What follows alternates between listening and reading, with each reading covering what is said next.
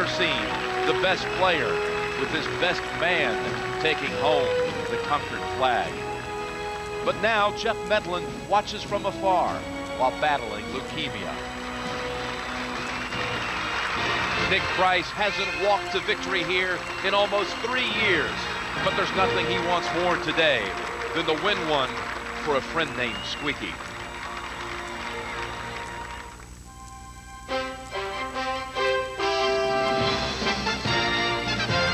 CBS Sports proudly presents the PGA Tour.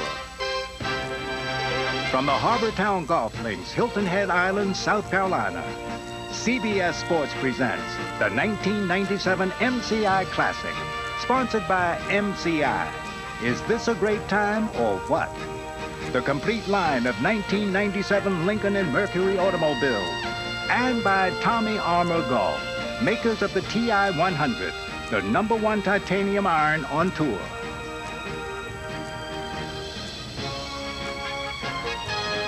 It is a spectacular day off Calabogie Sound, full of sunshine, full of promise. Nick Price looking for his first win on the U.S. Tour since 1994, with Squeaky Medlin certainly in his thoughts, and everyone else out here associated with golf as well. Squeaky watching today back home in Columbus, Ohio, at Ohio State University Hospital. We all send our best wishes to you, Jeff. Nick Price leading by 1. He opened the day with a 2-shot lead. Brad Faxon, however, birdied the first 3 holes, just parred the 4th. Price with birdies at the 1st and 3rd holes, so just a 1-shot difference between 1st and 2nd, and Lenny Clements 4 off the lead. Jesper Parnevik at 4 under. Tom Lehman's backed up 3 shots to 4, and there's Scott Hoke and Davis Love the 3rd, having already finished some really outstanding play today. In fact, this was Davis, a 3-time winner here. He 3-putted the 72nd green, but still shot 64. Scott Hoke, meanwhile, was working on a 65 if he could get up and down at the last. Beautiful touch, made his par. 64 for Love, 65 for Hoke. There have been 3 66s registered here. And by the way, Lee Jansen is well back in the field, also shot 65. So the conditions conducive to low scoring. Here's more of the field right now, with Bob Tway at 1 under par, Rocco Mediate with a great day of 67. This is Lenny Clements at the 7th hole. This is for birdie after hitting a 7-iron to a 157-yard par 3. And could have let his round get away yesterday, Jim, but he kept right in there. He salvaged a pretty good round. He's 3 under today, Kenny, and now is in 3rd, 4 behind Nick Price. I saw him last night. Lenny said, I'm going to focus on a number, not going to watch that leaderboard. He's off to a solid start. Right now, let's introduce you to the gentleman calling the action in the final round. I'm Peter Costas, and I'll be reporting the play from the par 5 15th hole. At 575 yards, it's the only par 5 on the inward half here at Harbor Town. The hole is really a 3-shot hole. You must lay up in exactly the right position to be able to have a short iron to this back right pin placement and not have to fool around with that huge pine tree that guards the left side. I'm Gary McCorda. I'll be on the 16th hole, a hard turn to the left par 4 of 376 yards. 3 large pine trees are in the fairway on the right-hand side, and on the left-hand side is a large waste area. Second shot is into the wind to a narrow green with a large pine tree guarding the left-hand front of this green. I'm Bobby Clampett, and I'll be describing the action today at the treacherous par 3 17th. Today lengthened to 175 yards. This hole has been the most difficult hole here at Harbor Town this week. Why? It's played into a 20-knot headwind, and the green is one of the narrowest, smallest targets you'll find anywhere. And I'm Jim Nance. I'll be describing the action at Harbor Town's famed Lighthouse hole, the 18th, the par 4 that has out of bounds all the way down the right, marsh and hazard stakes hugging the entire left side. But the real beguiling feature here is in properly gauging the wind, which can be quite fierce coming off Calabogie Sound. And now let's check the leaderboard in the final round of the 1997 MCI Classic.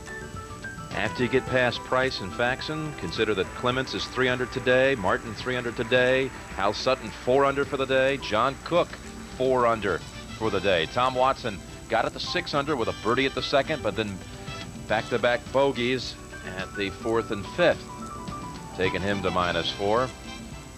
Donnie Hammond in the group at 1 with Bobby Watkins and Willie Wood. Ken Venturi alongside, as always, at the 18th. And Kenny, it's looking as though we may have a little two-man show here between Price and Faxon. What do you think? Well, Harbor Town has been kind of the players' day because it's less wind and it's warmer. But if Faxon keeps putting like he did yesterday and hit more greens, he could be a big threat to Price. Because I think right now that that it's turning in. If you look at the leaderboard, it's going to turn into a match play with Faxon and Price.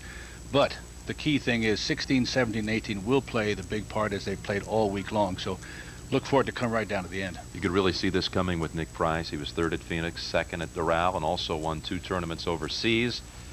The Dimension Data Pro-Am and the South African PGA Championship. Also had a 2nd over the South African Open. He's made the cut every week. Was 24th last week at Augusta. Was really pleased with his putting. And what about Nick Price getting back into form? I think his priorities changed. I know that how bad he wants it now, not only for himself but for Squeaky, but I think his priorities of houses and planes and traveling and extensive things that took him away from thinking about golf all the time. And to play well, you got to think golf day and night to get out there to play well, working on his game. And I think now he wants it as much as he's ever wanted it before. And he's got all the equipment because he's got a wonderful swing. It's repetition. He can move the ball from left to right, right to left, but he can also hit the ball straight, and it's a perfect golf course for him. All right, Kenny, we've met all the announcers in the towers today, but working the ground, David Faraday and Jerry Pate. Right now, let's send it over to Jerry Pate. Jerry? Thank you, Jimmy. I'll be following the 2 Toms today, Tom Watson and Tom Lehman. Tom Lehman started today with a little added pressure. If he finishes in the top 7th or better, he'll become the #1 ranked player in the world in the Sony rankings. Now, Tom Watson, he started today a little bit shaky, 3-putted the 3rd and the 4th hole. He's also having deja vu with putting problems.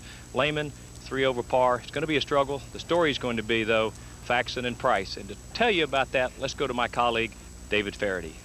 Thanks, Jerry. I'll be right behind you. And Faxon and Price got off to a great start. Between the two of them, they birdied 5. In the first 3 holes, they made 5 birdies. And it looks like, as Kenny said, this could turn into a classic match play confrontation. Back to you, Jimmy. All right, thank you, David. Here's what Mr. Faraday is alluding to. Price at 12, Faxon at 11, but Lenny Clements making some noise. We saw the birdie at 7, and he's 4 behind. Would like to move up there in their company with Price and Faxon. Let's get over to the play at the 8th hole now, and Bobby Clampett has the call. Thank you, Jim. Willie Wood. 3rd shot. That's a birdie. The 8th hole, 466-yard par 4. Willie Wood, who finished 12th last week, continuing his fine play.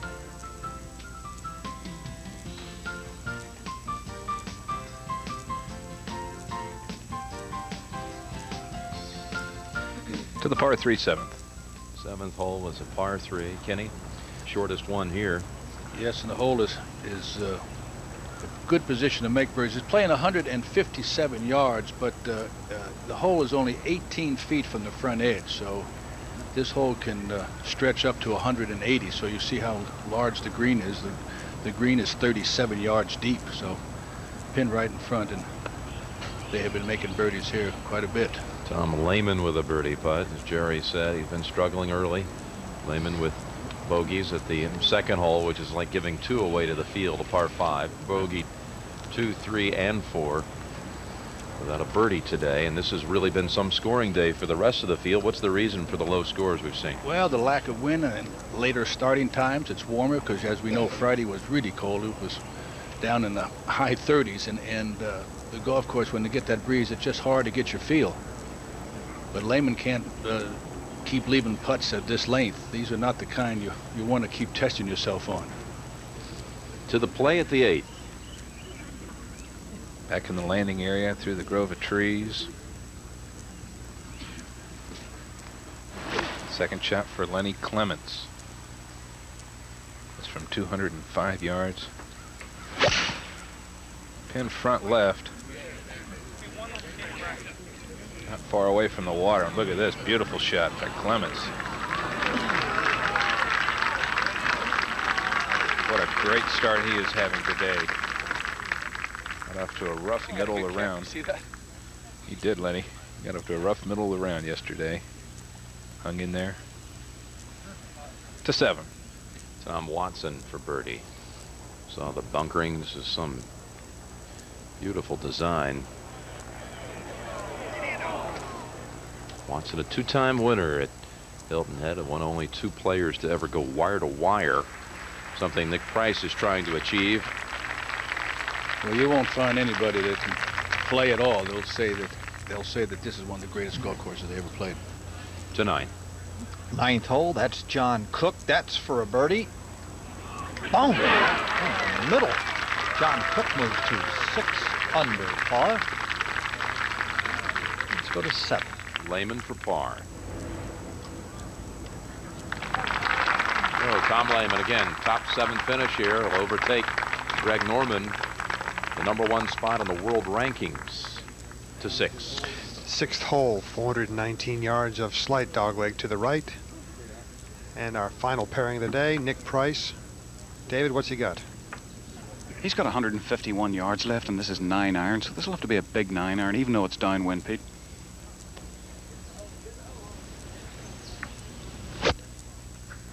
Oh, good, short, compact, crisp swing.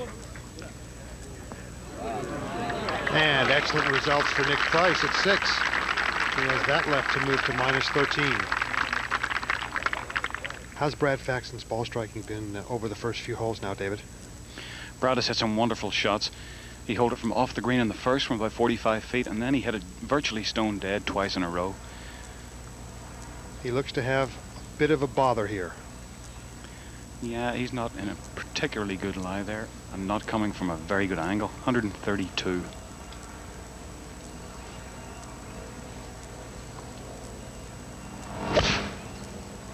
This is a pitching wedge.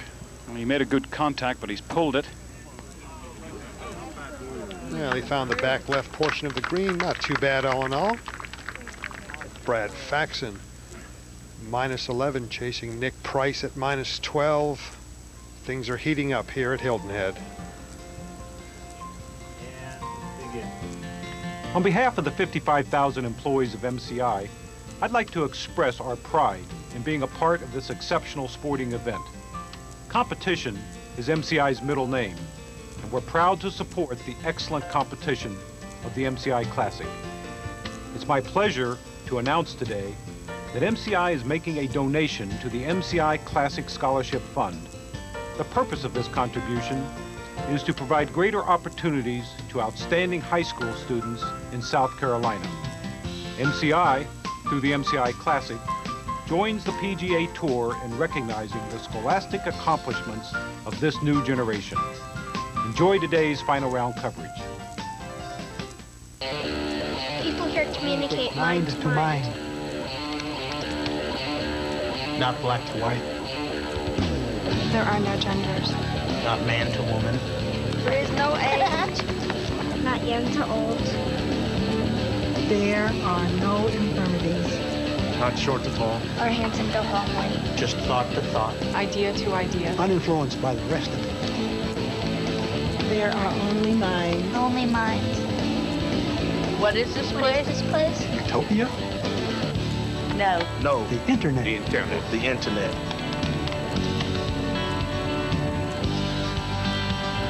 Where minds, doors, and lives open up. It's a nice place, this place called the internet. Is this a great time or what?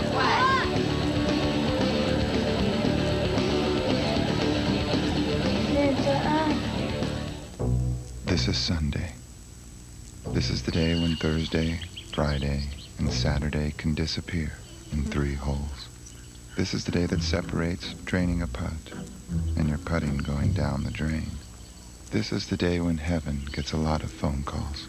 This is the day when heroes are born. Demons are chased, and people ask themselves questions that have no answers. Have a nice day of reckoning. I'm Mark O'Mara. I had my best year playing the Top Flight Strata Tour. I'm Ralph Prindle. I'm now playing my best golf with the new Top Flight Strata Advance. The Strata Tour revolutionized golf with its multi-layer technology that gives it the ultimate in spin and feel. The new Strata Advance uses multi-layer technology with added distance. A lot of pros are switching to the Strata Tour.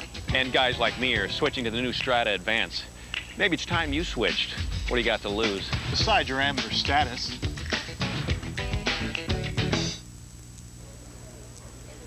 We're back at the 6th hole. Brad Faxon this putt to at least temporarily move into a tie for the lead.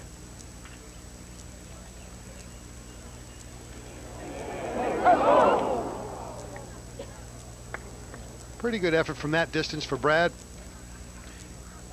We'll go to 8. Jesper Parnevik. Big downhill right to left. And that for birdie for Parnevik.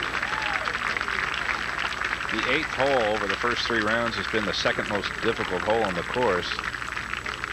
We're seeing a lot of birdies, however, to 6.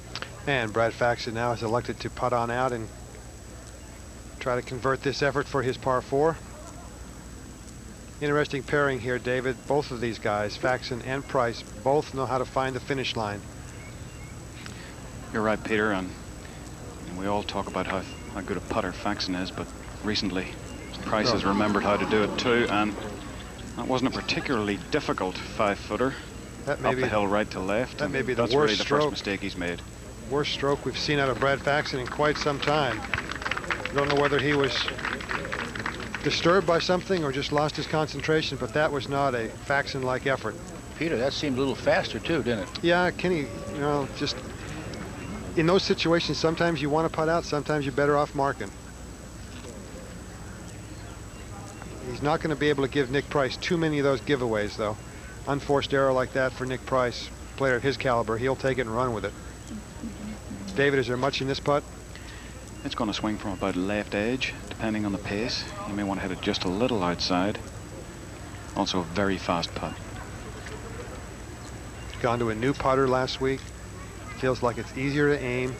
Feels like he can control his speed better.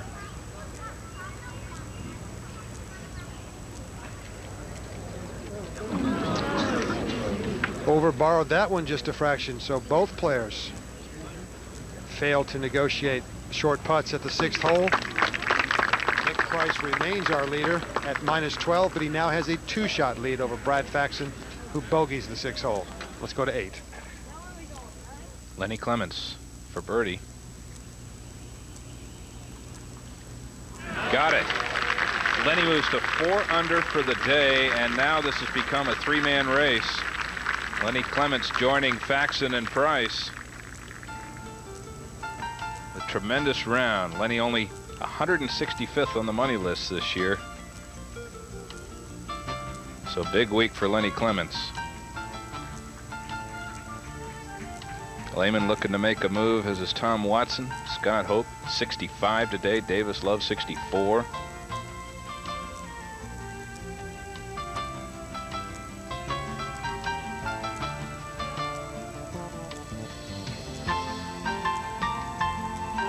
Let's go to 7. Well, the 7th hole, again, only 157 yards, and the flagstick today just over the front there, that huge waist area that fronts the green. There it is. Look at it, Kenny. Yeah, it goes in the front and the right and the back, and it today, as we said, Jim, playing very short, because you see it just over the bunker, about 18 feet, and it's 18 feet from the edge of the green, so it's playing 157, and if you go to the full length of this, you can go to 180 yards if you put the hole in the middle of the green.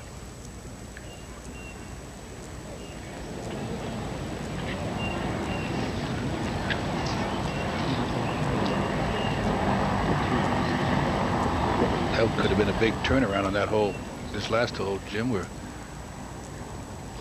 Nick Price could have picked up 2 shots after Brad Faxon elected to putt out and make bogey.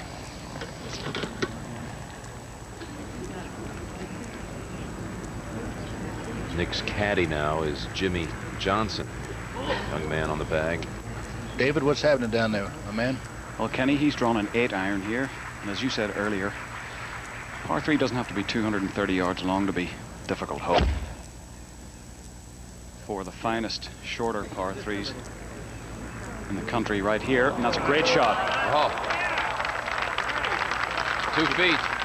You know, when you get going like Nick Price, Jimmy, David, is that all of a sudden your focus changes. You don't see bunkers, you don't see trees. All you see is that flag.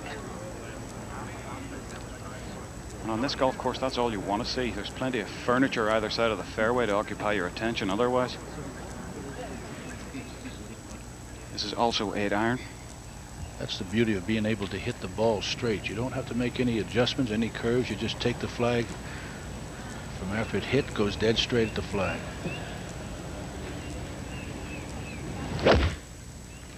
Gotta go. Get up. Hurry, hurry, he says. No ball. This could be a two-shot swing, like the last hole. Nick Price seems certain to go to 13 under. The man who won at Southern Hills in the PGA at 94 by 6 shots. Lehman and Watson on page 2 at 4 under.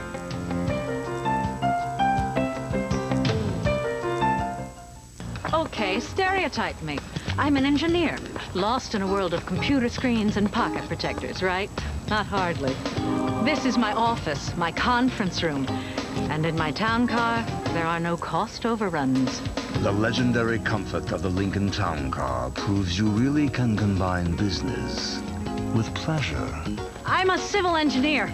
In my town car, a very civil engineer. Lincoln, what a luxury car should be. Now there's an easier way to buy mutual funds, a place that offers investors funds from Fidelity and 300 other fund families, and the convenience of consolidating your funds on one statement, plus the ease of managing them with one phone call. That's why hundreds of thousands of people are consolidating their investments using Fidelity's Funds Network. To switch to Funds Network, call 1-800-FIDELITY and receive a free list of highly rated funds.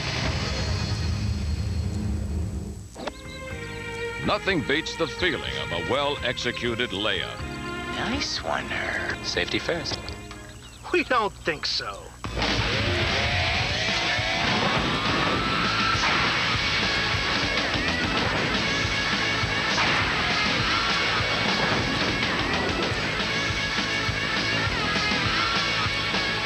Nice one, Herb. Go for it. Try Pinnacle Distance Extreme. No ball goes farther.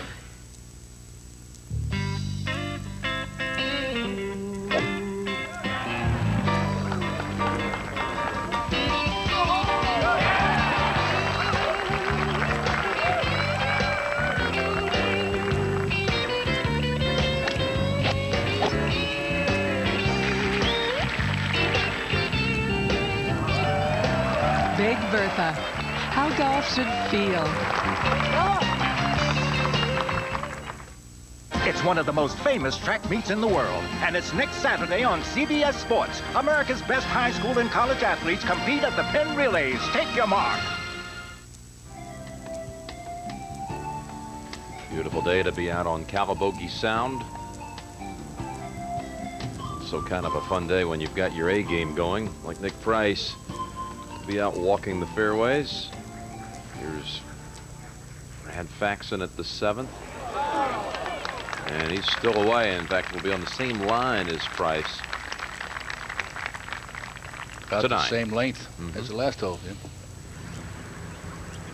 Lenny Clement's second shot. Jerry Pate, you're down there.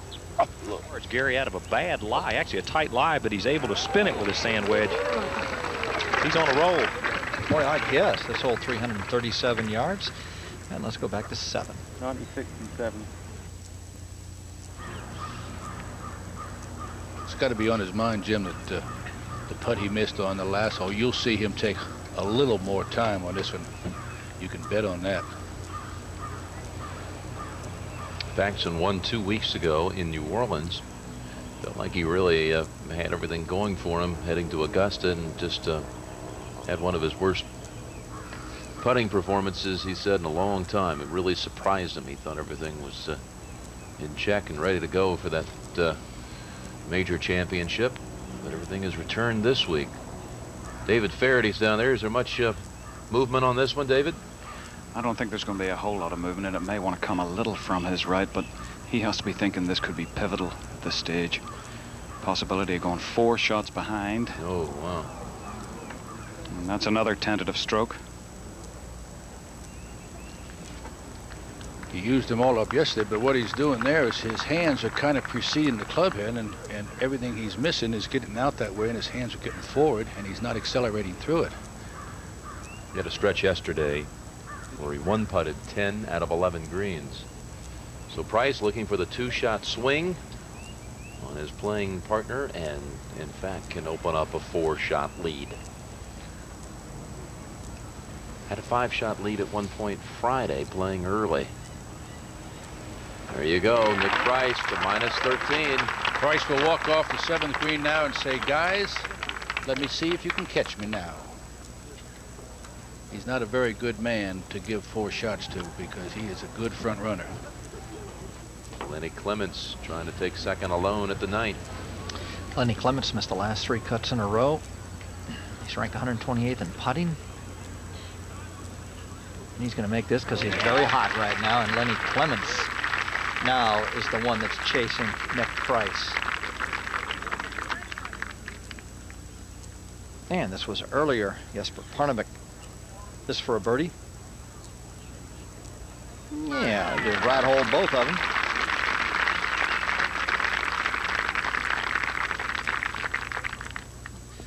Okay, let's take a look at where we are right now. Nick Price with that short little birdie on 7 moves to 13. Lenny Clements now in second place at 10 under par.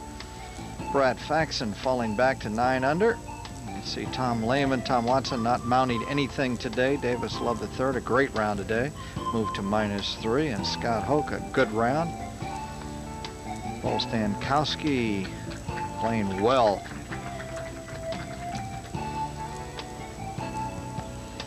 Colin Montgomery, even par. Former champion David Edwards here. Jay Haas, Phil Mickelson, an even par. Bobby Watkins, first tournament of the year so far. Let's go to number 8. 4-shot lead, Nick Price. 3-wood, David. That's a 3-wood. He said 3-wood here all week. That's another one of these par 4s at Harbour Town where quite often just hitting the fairway isn't good enough. You do not need to be on the right side of this fairway. To be perfect position, the 8th fairway only 26 yards in width where Nick Price hit that drive. Now Brad Faxon also with a 3-wood, David. This is also 3-wood. Brad has driven the ball very low this week. It's been to his advantage so far. It's a very easy tee shot to line up on, coming out of a grove of trees. Very well defined. So Faxon back-to-back bogeys, but we'll be right back with more golf action from the MCI Classic after this message and a word from your local station.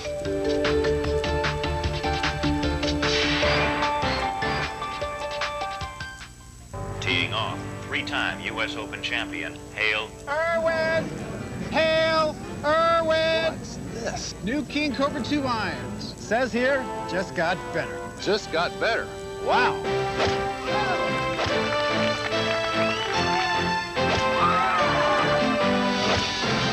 Hale, incredible win. I can't complain. I just had a new set of irons from Cobra this week. That is a true story. In their world, power isn't everything. I'm about to decide your destiny. It's the only thing. You have to show a little respect. From the author of The Godfather comes the year's most anticipated world premiere event. Your grandfather gave thee with her. Danny Aiello heads an all-star cast in this epic story of the last great American crime family. Mario Puzo's The Last Dawn. CBS Sunday, May 11th. CBS, welcome home. What does Oppenheimer Fund's approach to risk management mean? Simple. Every time the market is doing this or that, I don't have to panic. Oppenheimer Funds, the right way to invest. Multa za pracuję firmy International Paper w Polsce. Produkuje wyroby z papieru dla całej Europy. Carolina's father works at a plant recently bought by International Paper. Dawniej było dużo zanieczyszczenia z fabryki. The plant has increased productivity while greatly reducing emissions. Potem śnieg bywał czarny od sadzy, ale naprawili to. A teraz, kiedy robią bałwana, nie wygląda, jak gdyby musiał iść się wykąpać. International Paper. We answer to the world. Some people find investing exciting. Not me. Oppenheimer Funds goes for long-term performance. I'll take that over excitement any day. Oppenheimer Funds, the right way to invest. Sandra Bullock into her terrifying look at Speed 2 on Entertainment Tonight. Now the PGA Seniors Championship, a major on the senior circuit, is complete. 12-shot margin of victory for Hale Irwin. That sounds familiar, doesn't it? Well, the way he played there, he could possibly be winning here or giving Nick Price a run for it. It's the largest margin of victory ever on the senior tour. Here, the margin is 3. Price over Clements. Last group is on the 8th, and let's head there now. Look from above. Brad Faxon. David? Well, he has driven it into the 20-yard corridor in the middle of this fairway that you can get a good view of this green. It's got 165 yards. Into the breeze, this is 7-iron.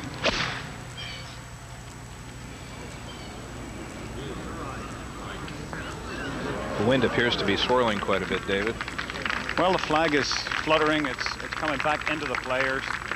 But every now and then, you know, you get confused. You get a gust downwind. You really have to trust in the club and be confident and go ahead and hit it and accept the result out here. And that's really been the difficult part. You can see there the 8th hole playing more than twice as many bogeys to birdies. Now the 3rd toughest hole on the course. Nick Price. 10 yards closer. 2 clubs shorter. 9-iron. It's amazing. 3-wood 9-iron to the 8th hole. 466. You don't think he's on a roll? Nick Price. And Venturi said it best. It's going to be tough to catch. On that one. Thank you. Good luck today. Thanks, bud. Hey, Squeak, how you doing, bud? Let's go to Tim. 10th hole with the flagstick back right today.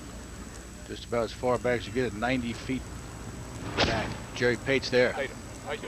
That's a 185-yard 5-iron. The wind actually is coming back into the players today, just the opposite from the last couple of days. So Lenny Clements about pin high, but off the green. 4 straight birdies for Lenny Clements to seize 2nd, and Jesper Parnevik, this was earlier at the 10th. 193-yard 5-iron. Come on. That one's hanging left. Well, Clements ends up inside of that.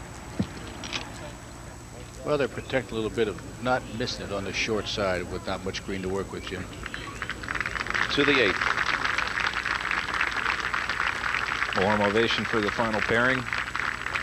Faxon and Nick Price. 8th green, one of the most sloped here on what are considered very flat greens. And Bobby, Nick Price has hit some of the best iron shots I've seen this season.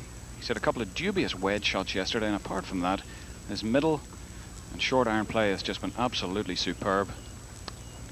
He's swinging outstandingly. He this week is leading in greens hit in regulation. He's also leading in fairways hit among the leaders. He's only missed 4 fairways up to this point. And these some of the narrowest fairways on tour. That's how you get it done at Harbor Town. You know, Bobby, that's quite a combination. If you hit all the fairways and the greens, you're going to win a lot of tournaments.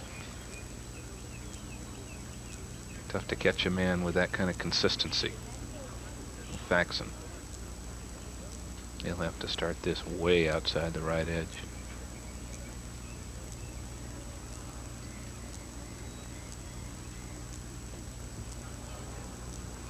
Is it hard enough? It's the kind of putt you get so fixed on the line.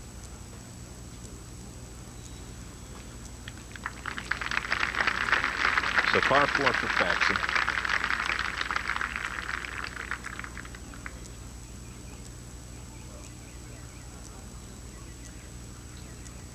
And Nick Price looking to widen the gap now to 4 strokes.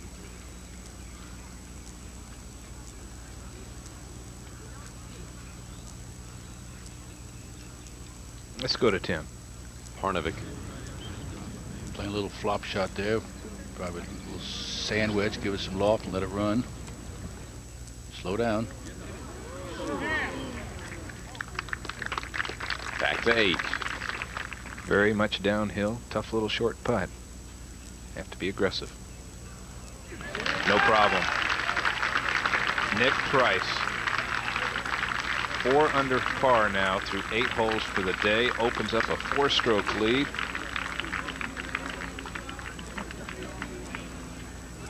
As he'll move to the short, tricky 9th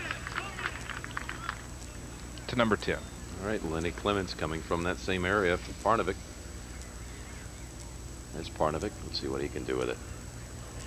Well, both players erred on the smart side here, Kenny. You know, this green's only about 30 feet wide, and if you miss it with the flagstick right, you want to be left. Yeah, these aren't greens, Jerry, that you want to miss on the short side. You don't have anything to play with. But Lenny Clements went to school on the speed of Jesper Parnevik coming down the hill, and he played a nice little chip shot there.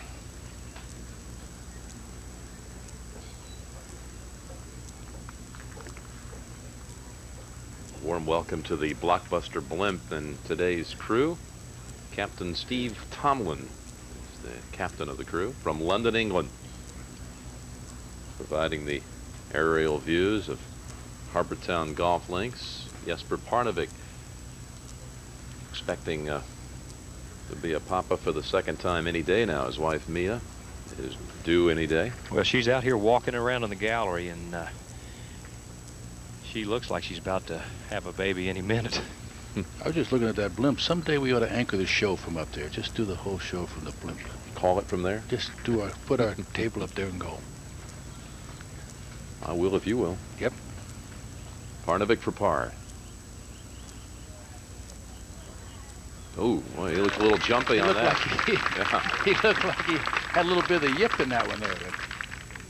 But that's the one you get your confidence. To be a good short putter can always be a good long putter because they allow themselves to go for it. That's the thing with Watson. When he was making all the short putts, he made long ones. To 9.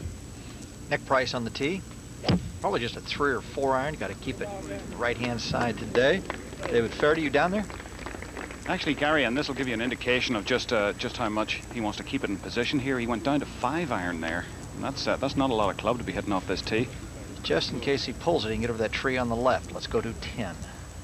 Well, Lenny Clements has looked so steady on putts of this length for birdie, but confidence can sometimes be a little different when you got the same putt for par, same length putt. Well, let's see. That happened. You called it. You called it perfect, Jimmy. That is. You just have a different attitude. That opens up now a 5-shot gap between Price and then Clements and Faxon. With John Cook 5 under today at 6 with Parnevik.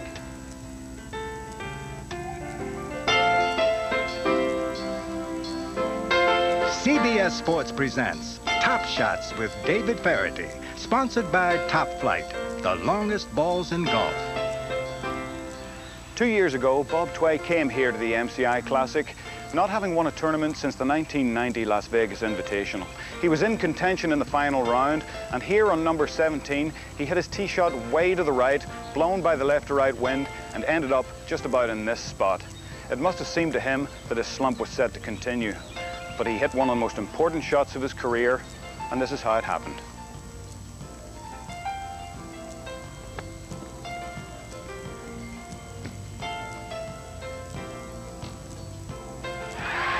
The enemy breeze that helped push his ball here in the first place turned out to be an ally, as it took just enough pace off the ball, landed on the downslope, rolled up, hit the flag, and fell in the hole.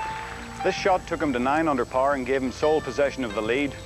He would go on to win the tournament in a 3-way playoff with Nolan Henke and David Frost, and this was the tournament that re-established Bob Tway as one of the premier players here on the PGA Tour. I'm David Fairdy with another Spalding Top Shot. You boys don't mind being paired up, do you? Heck no. No. No. Sciatica. Attaboy, Henry.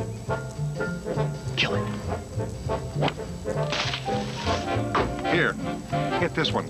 And slow it down. The new Top Flight Magna Distance. Oversized to let you swing and control and still hit it a long way. Truly a ball for the ages. You guys still drink beer? Sure. One day, a young designer decided he could change the very shape of the world. How could he be so rash, so bold, so utterly successful? He simply discovered a doorway to the world that in the blink of an eye let him travel farther, set his sights higher, and look in directions he never could before. He wasn't always so daring, but with FedEx, it's the way the world works. It's a jungle out there. Golfers beware. Yikes, a cobra! Because some companies still want to sell you golf clubs off the rack, even though they know everyone's swing is different. Don't buy golf clubs off the rack. Call Zevo. We have woods and irons that can be custom fitted to every swing. Zevo, a custom fitted club company. For the fitting center near you, call 1-800-599-GOLF. Nick Price, second shot on the 9th hole. David Fairdy, how far did he have there? Gary, he had 120 yards, and that was a sand wedge. 120 yards? Oh, that's a long sand wedge for Nick Price. As you can see, he has got a 5-shot lead at the moment, but in jeopardy now with that bunkered sand wedge on the 9th hole. Got a little going downwind. This wind is blowing absolutely the opposite way it has been the first 3 days. So these guys are going to have to figure out some stuff. And now Brad Faxon, is that tree in his way, David? Well, he hit it over there on the left, and you're right. You know, Price put it in exactly the right spot. Faxon had the tree in the way, but what do you know? Goes to show you, doesn't it? Wow, that was a heck of a shot because he had to hoist that thing straight up. Wire-to-wire champions so far, the 1997 Steve Jones at Phoenix, Steve Elkington at the Players Championship. In history of the MCI Classic, Johnny Miller 1974 and Tom Watson 1979. So Nick Price is trying to put his name up there. And that green ribbon you see right there is for Squeaky, his longtime caddy, who is fighting leukemia right now. And Squeak, if you're out there watching, see if we can get Nick in, huh? David Fairdy, how's that lie down in there? Is he get buried in that sand? Nah, he's fine. No, he pitched into the face and rolled back into the trap, so he's got a pretty good lie, but not a lot of green to work with, and it's also a little downhill to the hole. Nick in his short game, David Fairdy, he can't hit that high flop like a Phil Mickelson. His stroke is much crisper, and the ball comes out kind of rapid. Do you look for kind of bunker shots? I always look for him to hit it by the hole. He never comes up short on these. No, he's got a great short game. He gets, when he's in the fairway, he gets the ball and the turf pretty much the same time. Most people take a divot after the ball, but he gets down on it, hits down on it, and that's another great shot. That came out nice and soft. So Nick has got to do nothing now, but with a 5-shot lead, he's got to hit what he's been doing, fairways and greens. Let's go to 11. Lenny Clements, second shot at 11, the 438-yard par 4. Well, he pulled that 4-iron from 193 yards back into the wind today. Hole playing much longer. Couple pull hooks in a row for Lenny. Jerry? Yeah, just a little bit short on his backswing, Peter, and just not completing his turn. Let's go back to 9. Okay, Brad's got to go right now. Don't wait any longer. Here we go. Trying to get now within 4 shots with this birdie putt. And for Brad, a little right to left putt here. David, what's he got, 6 feet? Well, he's got a chance for a little redemption here anyway, but you know, Gary, this back 9 here at Harbour Town, it's got plenty of disaster potential, so 4 shots, and we've seen him lose 3 in 2 holes, so same thing can happen. This is by no means a runaway just yet.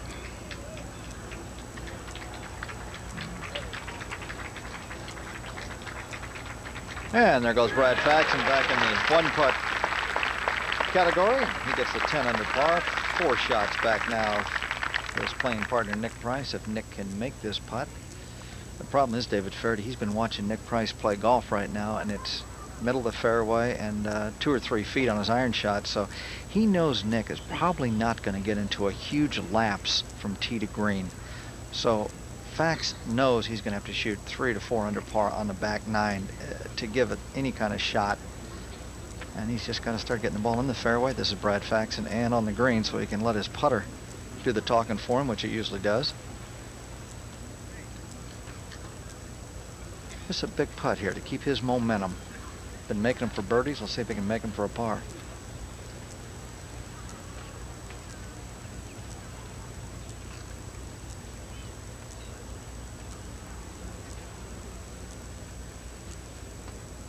That's just a little late gardening there, a little ball mark or something. Of course, Faxon's putt has made the hole look a little smaller.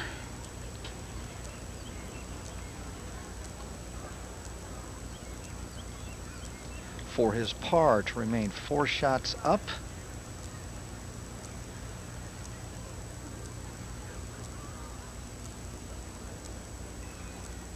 Ooh, solid. That'll get him going to the backside. Nick Price, a great front 9.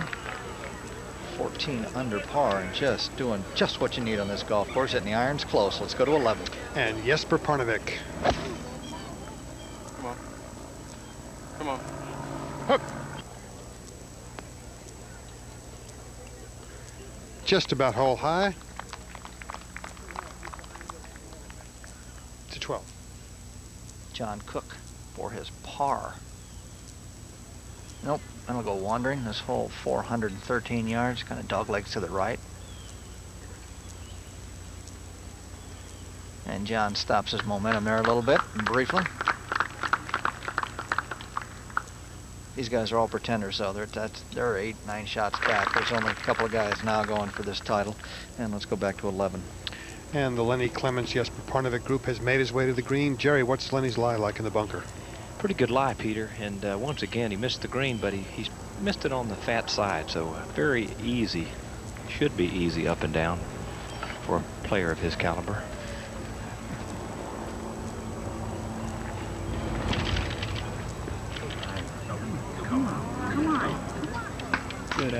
Good effort there. He leaves himself about 3.5, 4 feet for his par. Lenny out of San Diego. I would classify him a better West Coast player than East Coast player. Let's go back to 10. Brad Faxon, talk about how he needs a big back 9. He set the tournament record on this side Thursday. He shot 29. Par being 35, but this dog leg, you want to take it right over that pathway going to the fairway and take it right to left. Water guards the left side of the fairway. Well, he's going to have to cut that second shot because the hole today is cut on the right-hand side of the green. Here's a good look at the 10th. Kenny, show us where the preferred driving area is. Well, you're coming down here, and right about here is where you'd like to drive it into there, because you come off here, a little bit of a draw right down into there, and the hole today is back on this side of the green there. So with Faxon being over there, I'm sorry, that you'll have to go from left to right. Right now, playing the back 9, all Nick Price is looking for right now is fairways and greens. He'd missed only 4 fairways the first 3 rounds, hitting 38 of 42 fairways, and that is the ideal spot. So Nick Price leads by 4 as he starts the back 9 at Harbortown Golf Links in Hilton Head Island, South Carolina.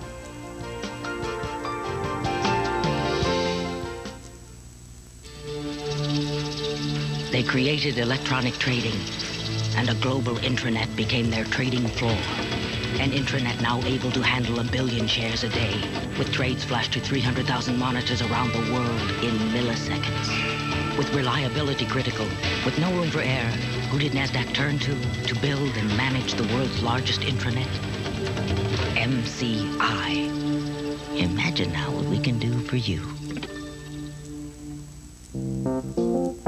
find them at the U.S. Junior Amateur, the Collegiate Championships, and the U.S. Amateur. You'll find them on the PGA Tour and every major tour around the world.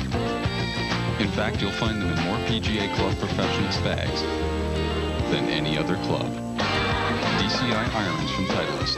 You'll find this is as good as golf gets. It's a fun game. You get to carry a bag, get good exercise, and you get to hit a golf ball and try to make it in this little hole. I think I'm a good golfer, but I need a lot of improvement. I want to win all the big tournaments, the major ones. And I hope to play well when I get back older and beat all the pros.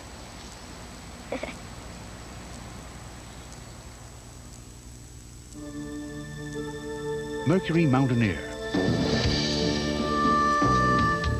With available all-wheel drive, standard V8 power, and the kind of comfort you'd expect only in a Mercury.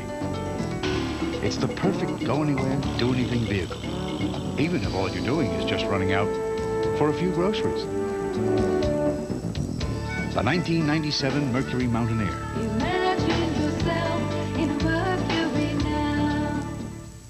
CBS Sports is online and burning up the information speedway for round-the-clock, up-to-the-minute sports news, all the breaking stories, and the latest scores. Fire up cbs.sportsline.com. We're back at the 11th hole, par effort for Lenny Clements. Lenny has dropped almost 50 spots on the putting rankings this year, but there's no evidence of it there. This was earlier, Jesper Parnevik for his birdie.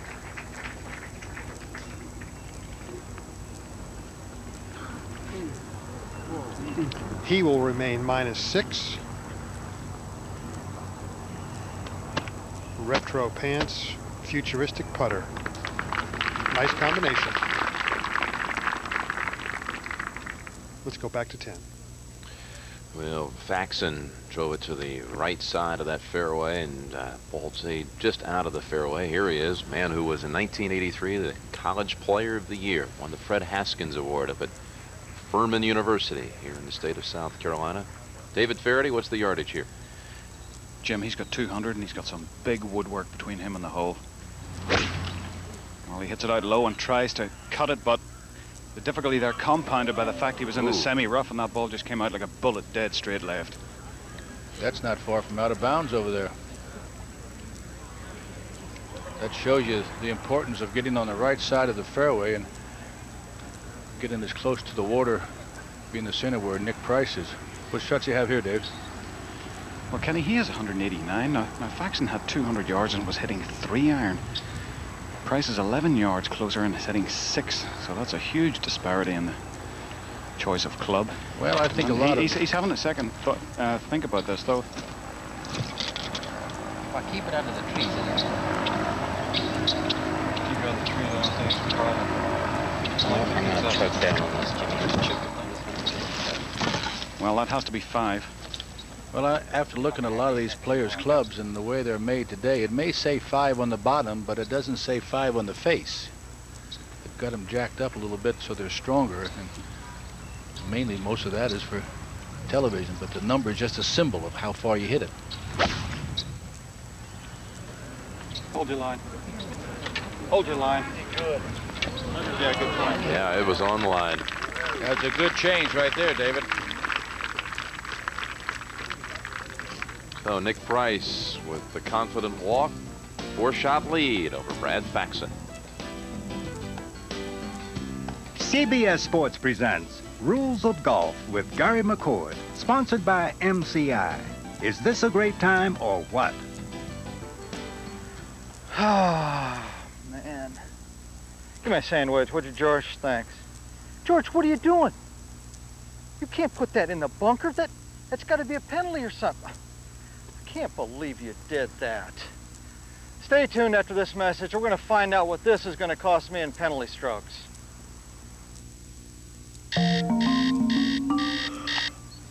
I don't shower before work. I email over oatmeal.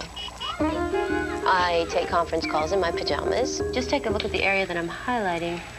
there. That works. I document conference, I page, I fax, I work out, I get tons done. I still don't shower. I pray we never ever get video conferencing. Rule 13.4 states, I may not test the surface of the hazard or remove loose impediments, but the exception to the rule states that I may put my golf bag into the hazard with no penalty. George, you've lived to mess up another day.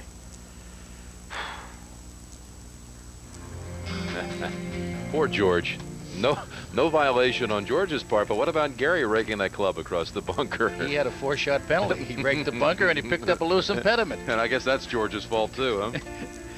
Yeah, but I like George's lines. He writes them himself. That's right. Mick Price leads by 4. In position for another chance at birdie at the 10th. Faxon in the gallery at 10. Tom Watson has kind of been on a par stretch here since a bogey on the 5th hole. He's made now 5 straight pars. Blaine McAllister shot 67 today to get in it even. Colin Montgomery 66 to finish at level. Now here's Faxon.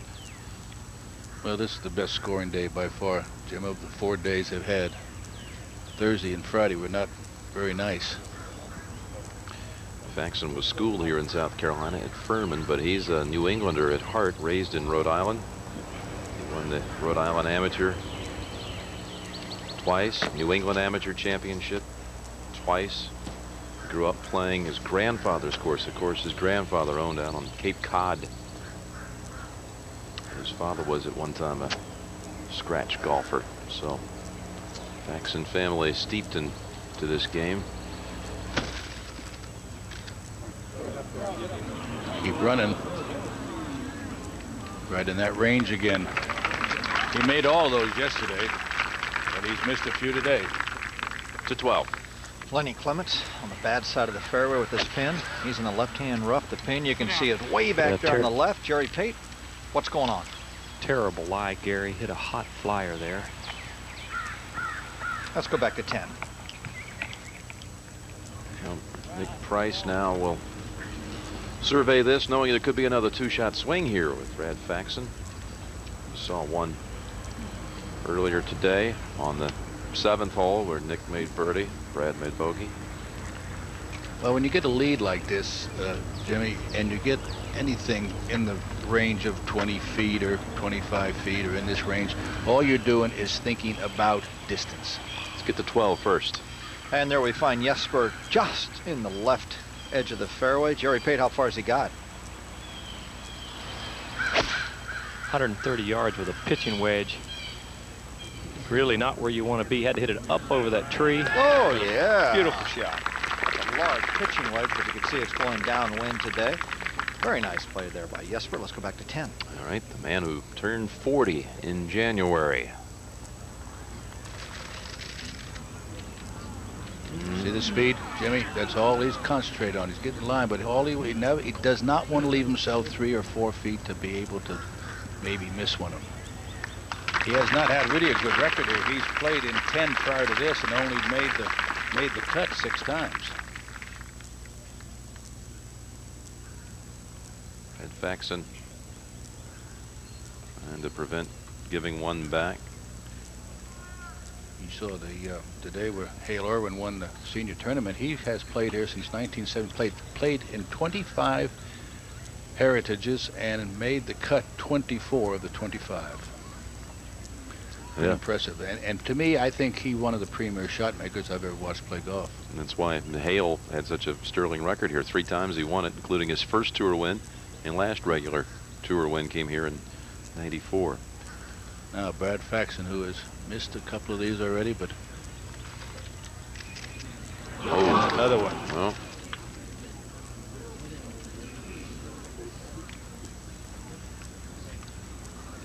five-shot margin for Nick Price over Faxon and Clemens with 8 holes to play. Talking about Price's record here, the last 2 years he shot 65 in the last round, so started to suit his game. Let's get to 12. And we find Lenny Clements taking a drop, it looks like, from that ground under repair. Little uphill lie here, not a difficult chip shot if you can get a good lie here.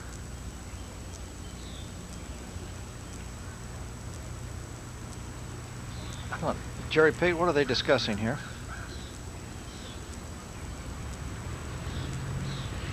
He's got a drop here, Gary, obviously, but I think he's trying to discuss where he's going to drop it. He has an opportunity to drop it to the right. It's going to give him a little better angle to pitch this ball back up to the green. You want to find some grass too. You don't drop it in that's laying against you. You want to get that grass that's laying with you, so the chip shot's a lot easier, and he can go on either side of that. If he can get a club length relief, he's going to take it from this side.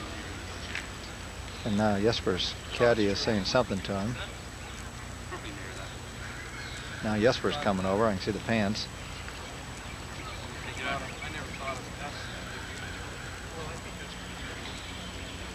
Well, I think he's trying to determine what his nearest point is at this time. We'll get back to that in a second. Let's go to 11. To the 11th tee, more specifically, and Nick Price. 11th hole, 438 yards, dogleg to the left slightly. And I would say that's in pretty good position. David? Well, by his standards, in this last 3 or 4 days, that's about an inch left of center, Peter. Let's go back to 12. Okay, it looks like we've got it all figured out, Jerry Pate. And there is the position for the drop. Good drop, good form right there. See, his shoulders were square, eyes were pointing straight forward. Release it from the wrist. Well, it really wasn't a very good drop. He dropped it into a very heavy lie, but got a little green to work with. Good form, though, Jerry. Excellent form on the drop.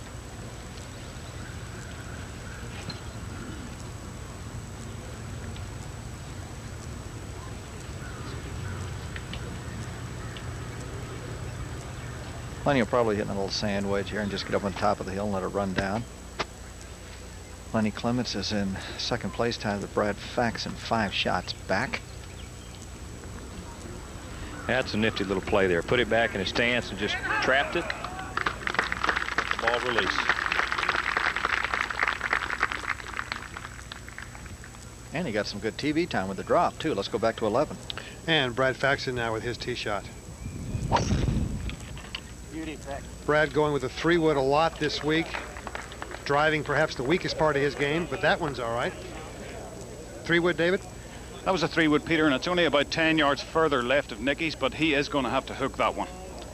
Now we're back at 15, the par 5. Hal Sutton. And a good round gets even better for Hal Sutton. He moves to -6 and 5 under today. Kind of ball striker you'd expect to do well here. Let's go back to 12. Jesper Parnevik. Got a bundle of money so far this year, 4th on the money list. This kid has really turned into a good player. And you can see he's dressing well, too. Gary, I really like his action hitting the golf ball. He sets up really well and really has fast hands through the ball. Hits a lot of good golf shots. Yeah, he's very violent to the hitting area. Skinny little kid, and he can just rock and roll it.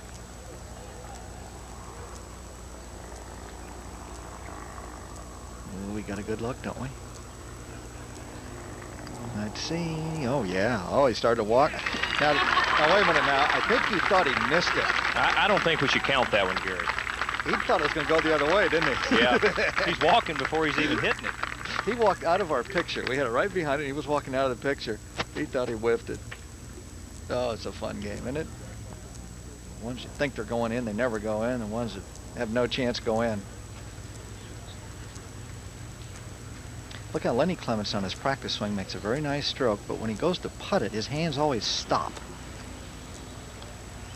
See that? He's got 2 different strokes. One with his putting stroke, we'll watch when the hole's coming in. He makes a very nice flowing motion with both arms towards the target. And when he goes to hit it in real life, they just stop. Now let's go see Jim Nantz right now. All right, Gary, for those of you just joining us, Nick Price is trying to go wire to wire here at Harbortown Golf Links. It's only happened twice in tournament history. Once by Johnny Miller, another time by Tom Watson. Both of those feats back in the 70s. Price led after day 1 with 65, then round of 69 on Friday, 69 Saturday. Phil Mickelson won at a par. He was certainly in the chase the first 2 days before backing off yesterday afternoon. Lanny Wadkins +1. At the 14th, John Cook is for birdie. He's had some weekend, Kenny. He really has. And to think, look, and to think he just made the cut at 4 over, and now he is 6 under. Could have gone 7 there, and that's with a bogey in the round too.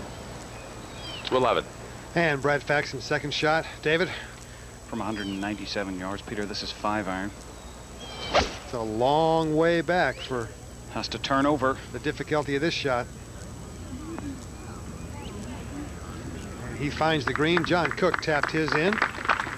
Brad has a putt very similar to what Jesper Parnevik had just moments ago. There you see Brad Faxon started off with 3 birdies, but now he's followed it up with a couple bogeys, so he's 1 under for today's round, 9 under, and 5 shots behind Nick Price. Nick Price, the kind of player you do not expect to fall back, as we watch his second shot at 11. Go. Uh-oh, that catches the tree, but falls down on the green nonetheless. On the front fringe there.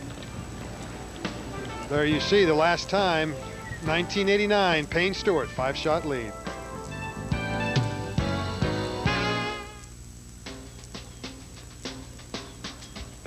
Tip number 1, when you get in trouble, get out of trouble. Don't play a dumb shot. Take a club with a lot of loft, move it back in your stance, and pick the club up quickly and hit down on it. Drive it out of there. It works. Now here's tip number 2, the new biggest Big Bertha titanium driver, the most forgiving driver Callaway's ever designed. Use it, and you won't need tip number 1. Big Bertha, how golf should feel. The big hitters of the PGA Tour are about to get some help with their games. Peter Jacobson's brought on a new coach. David Duval's getting tactical tips. Jeff Maggart's working with a seasoned pro. And Mark O'Mara's taking strategy lessons. Because starting now, they're playing with a trained team of independent financial advisors. And they're playing with Charles Schwab, just chosen the official investment firm of the PGA Tour. So now, tour players can take advantage of retirement plan services through Schwab with innovative investment tools, scores of choices, and one of the largest online trading systems. And if they want to turn their money over to a professional to manage, they can choose from a network of independent financial advisors. It's good to know that no matter how things go off the tee, someone is helping take care of the green. Find out how Schwab can help your financial game. Call 1-800-4-SCHWAB and get investing the way it should be. It's about a fire shut up inside my bones. It's more than just desire. Got a chance. It's about a fire. Yeah, it's more than just desire. The PGA Tour's about a fire.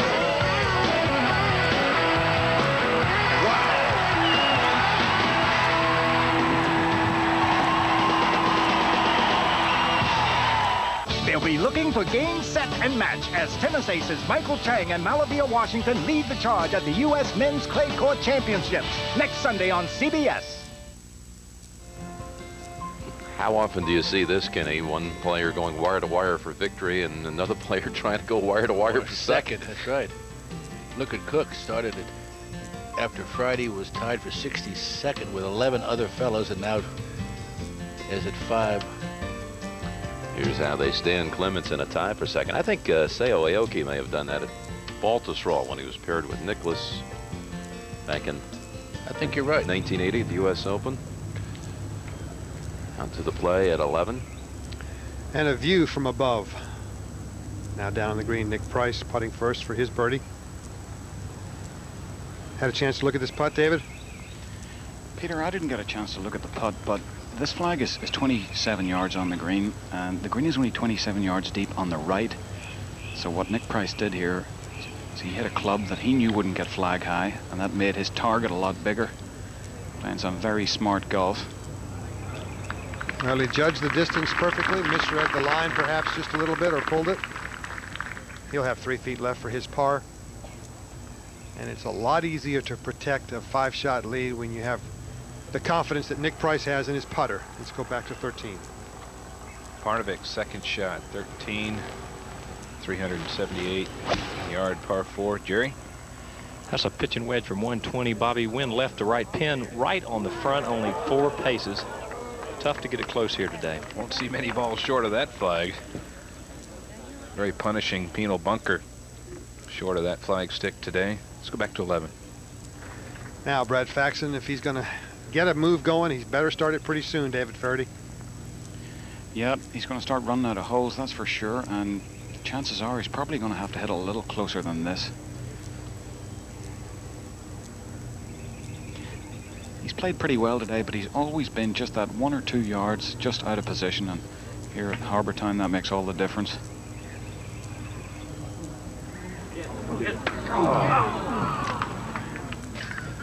Brad, the kind of a putter, doesn't really worry about the speed very much. Always tries to pick the maximum amount of break and focuses on his line and lets speed take care of itself.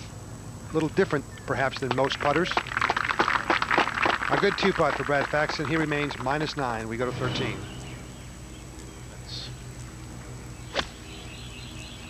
Jerry? 117 yards with a pitching wedge. That's right over the flagstick. Needs to come back just a little bit. Outstanding shot. Let's go to 11. Nick Price not taking any chances with this par effort.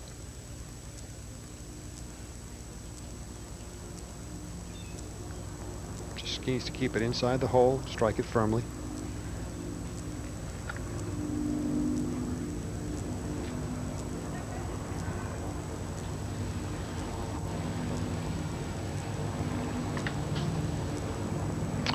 And that he does. So Nick Price at -14 is our leader.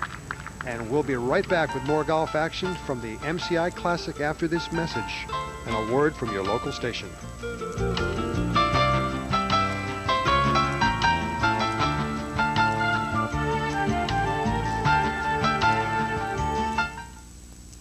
At one time, Tom Lehman almost gave up the sport he loved. Then he changed his mind. In 1996, he changed to the tailor-made titanium bubble driver and burner irons and changed his life.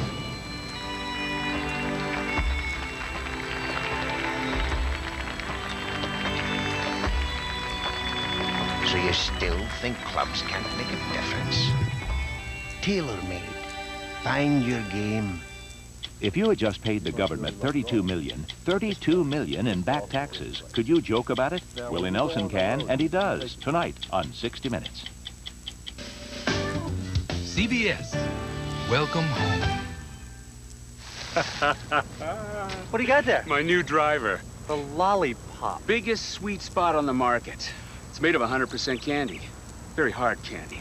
Face, heel, toe, all one big sweet spot. Give it a lick. It's got a nougat center for extra distance. Oof, that's sweet. There are a lot of ideas about designing golf clubs. But if you want ideas that work, try Ping. 38 years of what works. Two luxury car owners discuss the merits of their automobiles. The Lexus is powerful. I like power. It's also luxurious. And reliable. Extremely. It also costs about $20,000 less than your S420. Are you all right? The LS400, the finest automobile in the world. See your New York, New Jersey, Connecticut Lexus dealer. Today's golf sponsored locally by your Lexus dealer. The 1997 MCI Classic is sponsored by Nike, who encourages you to participate in the lives of America's youth. MasterCard, the official card of the PGA Tour and Senior PGA Tour. And by TaylorMade. Find your game with the titanium bubble woods and burner bubble irons.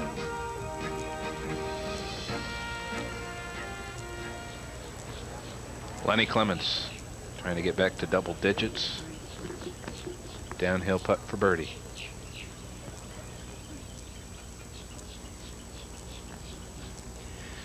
Bobby Green's much quicker this year than they have been in the past.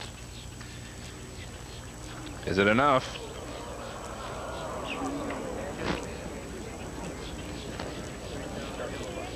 That's a sin. Leave that short.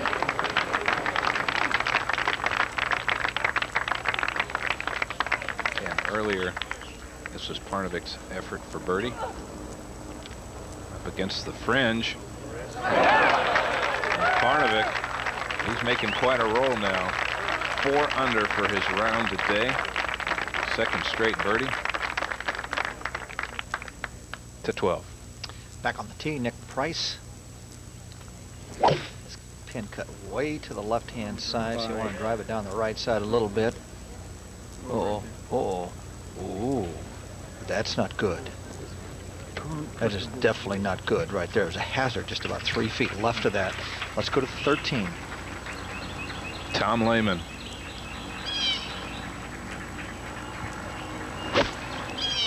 Again, a top 7 finish here. Down. Will put him beyond. Greg Norman is the #1 player in the world, and Tom Lehman, that from 125 yards, dissecting the flagstick. To 12. Okay, Brad Faxon now has got to see a little life in that one. That's going to be very, very hard to hit that ball anywhere near the back pin placement, back left pin placement for where Nick Price has driven his ball. I don't hear any oohs and ahs. I hear the clanking of clubs, which means they're all following the ball, so that means it's down the middle. Very nice shot there by Brad Faxon, and a little light in his day now. Let's go to 16, and this is Hal Sutton. It's for a birdie. Hal's having a good tournament, great round today. That's not going to get there. And Hal's going to remain at 6 under par, 5 under par for the day. I'm pretty sure he can get that one in. This wind, it's blowing downwind here today. The last 3 days, it's been howling against the players. They've been hitting from 130 yards. They're been hitting 6 and 7 irons, and now they're just hitting wedges into this hole. 17, obviously, right next to us is downwind. And you can see there's no wind back where the trees are. 16, 17, 18, right on here in Calabogie Sound. Wind comes howling in. Now, see where the pin is? This bunker here is menacing bunkers in front of this pin. And Nick is way over here on the right-hand side of your screen. I mean, way over there. He's going to try to get an angle now. There he is right there. You can see that hazard. It's lurking. Fine, Faxon. Well, just discussing with Brad Faxon whose shot it is. 54. 54 is to the front of the green. Caddies always go back and forth. How far you got in this? Well, they're exchanging yardages to find out whose shot it is. What if they're both 154? Then what do you do? Flip a coin, David? Yeah, we got to go for a coin. Well, Nick Price has got tree trouble here, as well as rough trouble, and, you know, flagstick position trouble as well. So, David, out of 10 shots, how many times could he hit it on the green from there? 10 shots. One of the best players in the world. How many times could he hit it on the green from there?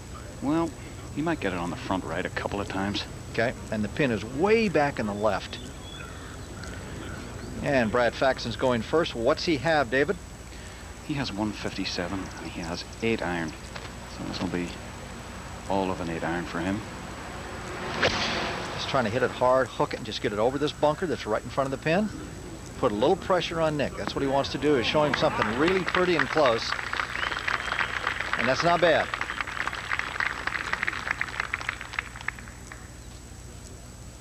And there you get a look, and you can see way down there in the bottom left of your picture, those 3 guys standing there. That's where Nick Price's ball is. And the pin's way up on the other side of this bunker.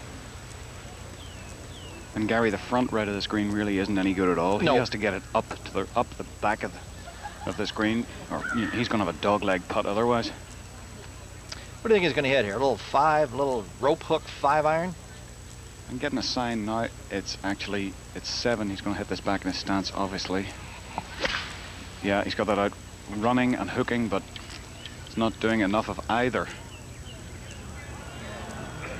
That will be a very long, difficult bunker shot if it indeed went into the bunker. We'll find out in a second. Let's go to 13.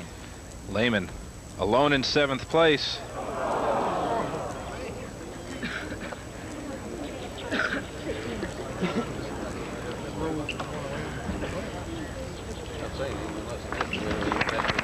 That'll be par for Lehman.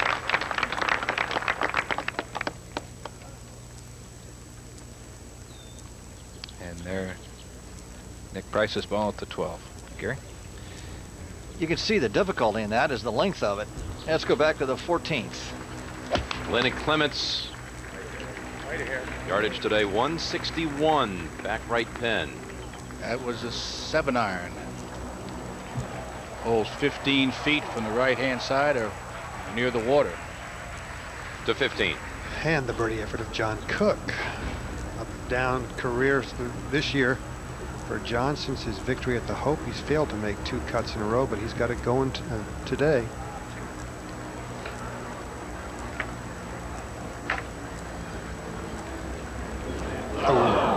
Let one slide away there.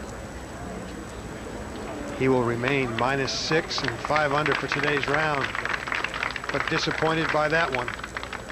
Back to 14.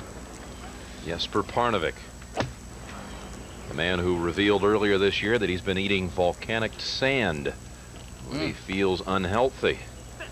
As I take it straight, it tastes just like regular dirt. No, well, that was an 8-iron, but you haven't tried that, have you? I don't even like to go to the beach. I hate sand. Back out to the play at 12. Imagine going to Denny's and saying, yes, I'd like a bowl of sand, please. And Nick Price has got a big bowl of sand right here, and about 70 feet away is the pin. Oh, got to release that. Very, very nice. That's 2 thumbs up right there. Do you like that one, Ferdy? Well, that's just beautiful, Gary, and every time he's been out of position, which hasn't been often, he's done just that. Lenny Clements at 14. This has a big break to it. You can see there and coming up well short and disappointed after missing that short birdie putt at 13. To 13. Watson for birdie. After a disappointing start, Tom Watson bringing it back now, -6 to 14. Jesper Parnevik. It's a little speedy coming down the hill, and like to taste a little birdie here. Just pretend it's sand. Just pretend it's a little tiny sand trap. We'll hit it right in. And yes, that's all. A bowl full of birdies. Hit it in that little bunker right there. Over to 12. Wow, pretty good golfer. This is a huge putt right here with Nick Price watching. Nope. Nope, just not going to come back that way, and he just doesn't look like he's got the confidence he's had the last couple of days. He knows he's got to make a run, and they're just not going in. So Brad Faxon gets finally a good putt at a birdie, but just kind of whiffs it. I think it's partly our fault, Gary. Every time we start telling about how good someone does something, that right away they turn around and blow it. We'll just leave him alone, shouldn't we?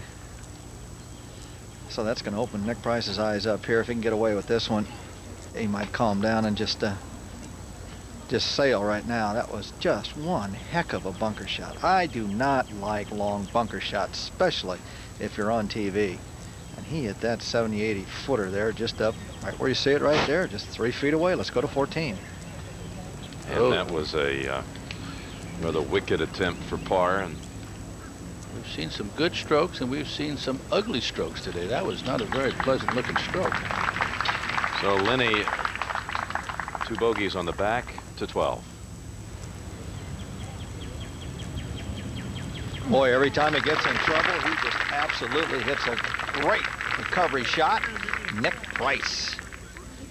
5-shot lead here in the last round of the MCI Classic.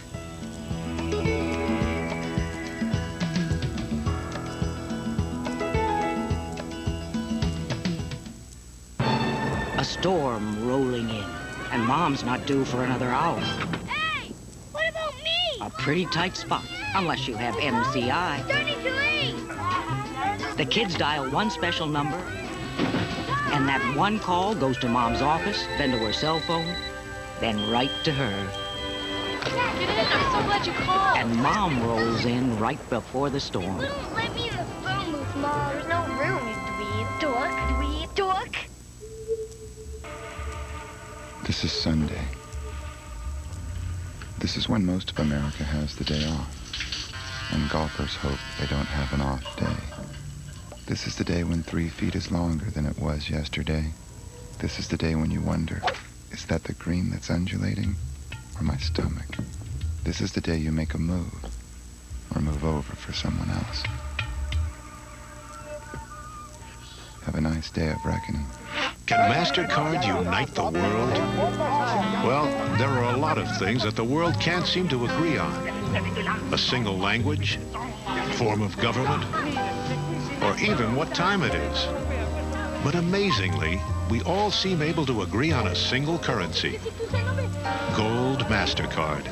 Accepted at over 310,000 cash machines worldwide.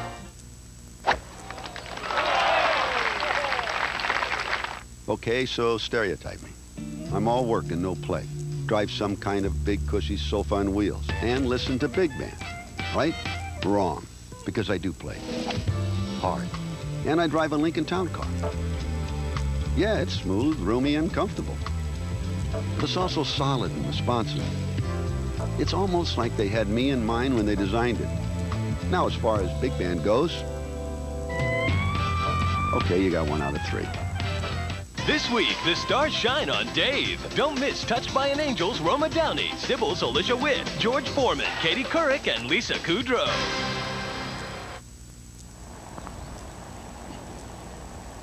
Nick Price. Yesterday he drove it in the left fairway bunker. Shot. Today an iron, and it's another internet shot for Nick Price. It's online. Now Brad Faxon. David, the 13th, playing a little downwind right now? Bobby is playing down and off the left, and I think the 1 iron there from both these players is a decision. Flag on the front here. You really don't want to be too close to this green. Well, Faxon as well, dissecting the fairway, setting up just a short iron or wedge for their second. And now Hal Sutton at the 17th for birdie. Sutton having a difficult year. This will be his first top 10 finish of the year, and I don't think they care. Nick Price, winless since '94.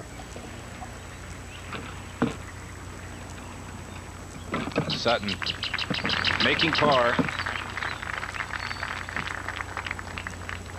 Currently in a tie for 5th. Let's go to 14. Well, that's certainly a tempting pin placement today, one that most players will shy away from. Tom Watson, 30-foot range. We've already seen Lenny Clements come from this direction. Not quite the same line, but it does have a pretty severe break to it. Watson with back-to-back birdies, hit 8 iron to this point.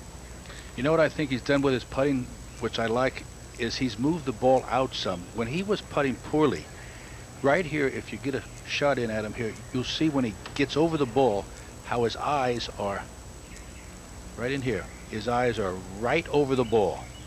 When he putts poorly, his eyes are beyond the ball. He's walking after it. Ooh, a little easier. That's in. Yep, a little too firm. He's going to mark it. He missed one of that length yesterday on this green. They get in there. They rush those, and you take your time. They got nowhere to go. Let's go to 13. Now, this hole, Jim, was evolved out of a disagreement between course architect Pete and Alice Dye. They were designing the 12th, and Alice didn't like some of the things that Pete was doing at 12, and Pete said, Alice, you go do the 13th. So she's given credit for designing this hole, and it's a beauty. 378 yards. And the final twosome of the day, Nick Price and Brad Faxon. This is Faxon. David? And this is from 120 yards. And this green is only 8 yards wide. The flag is. That's just a little pitching wedge. And well played. Faxon's got his mind on Ryder Cup points. On the bubble there. And a top 10 finish will mean more points. Now Nick Price.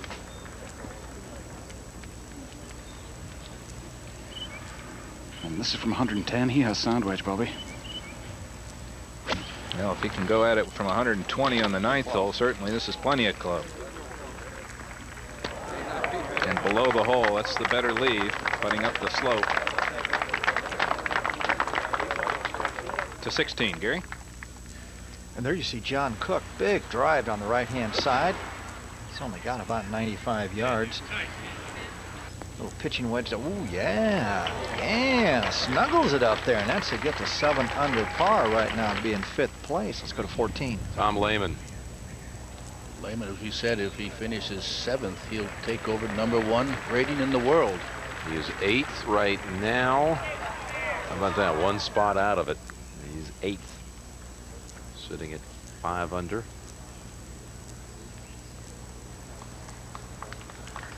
And that 3 bogey stretch beginning at the 2nd hole to 13. Watson tapped in for his par up ahead. And there you can see the menacing bunker that fronts this green. The lip sided with railroad ties. And if a ball lands into that, it can ricochet almost anywhere.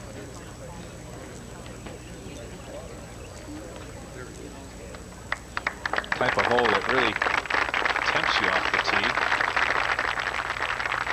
especially when it plays into the wind. Tough driving hole.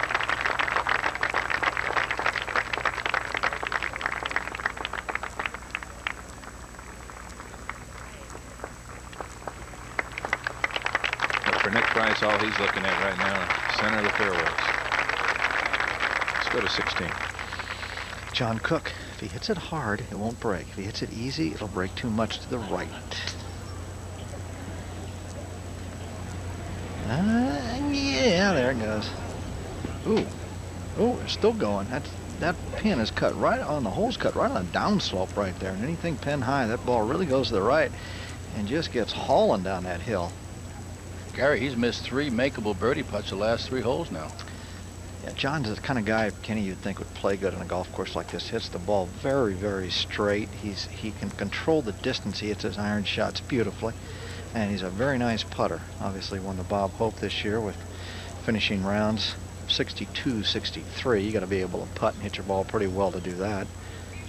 So he's gone from salivating over a birdie putt to now looking at about a 3.5 footer here for a par.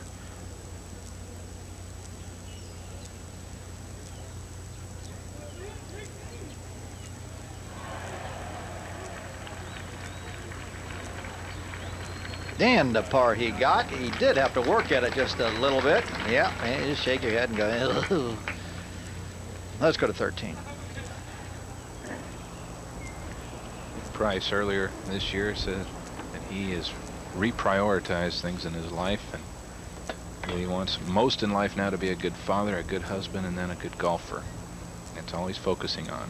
He said, I'm a lot more confident because my life is simpler. David, what kind of putts he have? Well, he's got it up the hill, Bobby.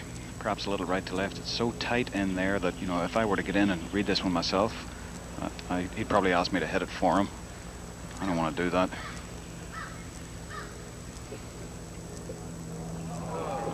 Got a piece of it.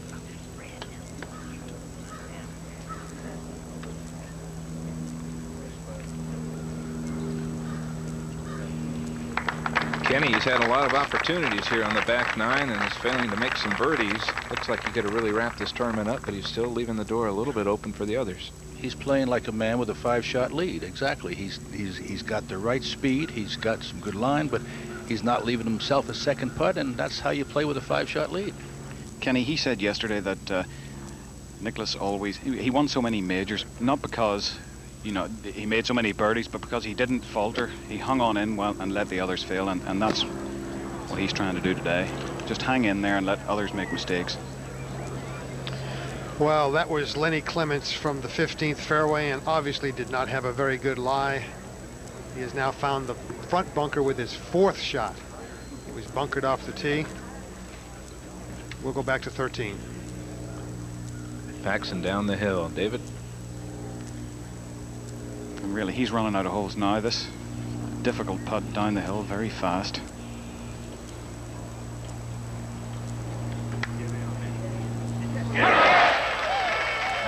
Not yet. Brad Faxon moves to 10 under. And a lot can happen here on the finishing holes at Harbor Town.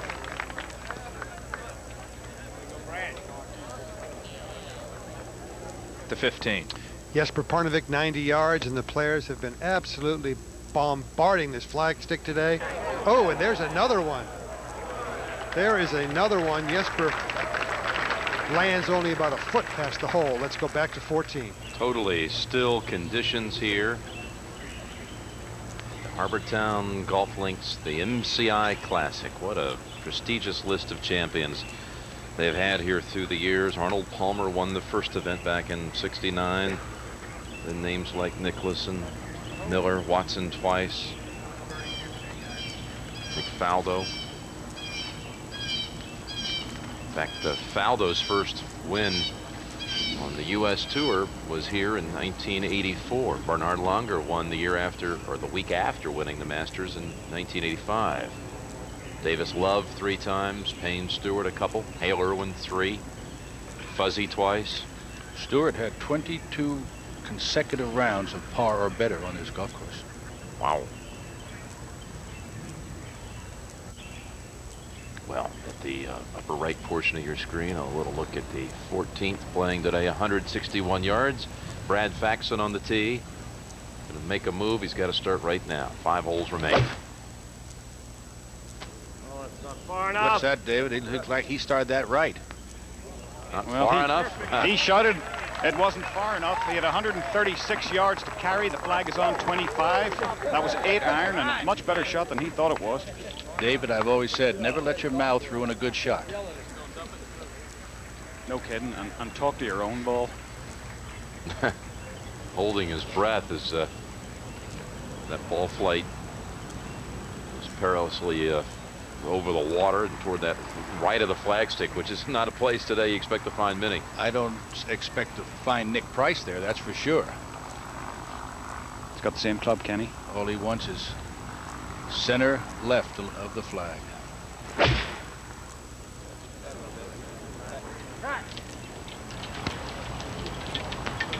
All right. Right where he aimed it, but 40 feet and not an easy 2-putt. So a little hope here for Brad Faxon on the 14th, trailing by 4.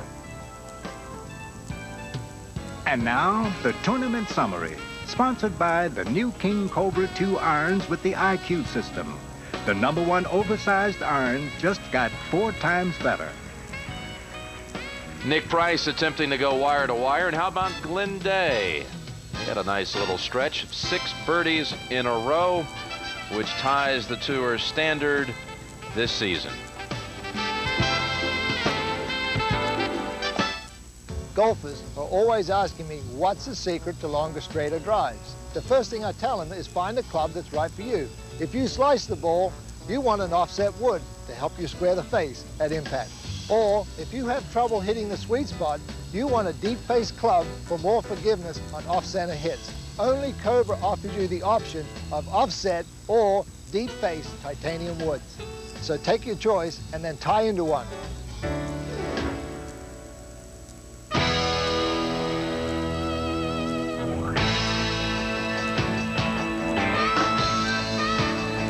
At the Hartford, we believe insurance should set you free.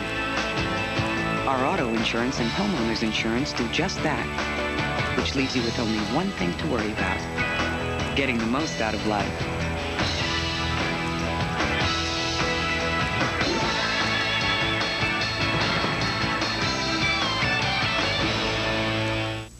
Maybe you like high tech, healthcare, or the electronics sector. But which stocks do you buy? It's not easy to know, which is why you should consider Fidelity Sector Funds, where you select the industry and let our experts pick the companies. Because Fidelity does what you don't have time to. Research over 6,000 companies and track new developments every day. So diversify your portfolio. For a free sector fund investing guide, call 1-800-FIDELITY. We're back at 15. Jesper Parnevik for birdie. Now, that was a misread right from the beginning, because If he'd have played enough bar, he would have had to ask Lenny Clements to move his coin, I think. It would have been very close to his line. So Jesper will have to settle for a 5 here at 15.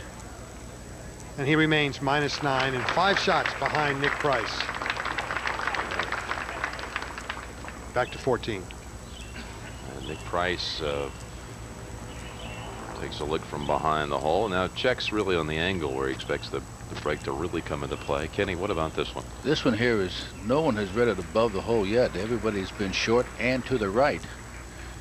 He's going to have to come up around and this come down here, and it'll break really sharp there. So he has to start just about there.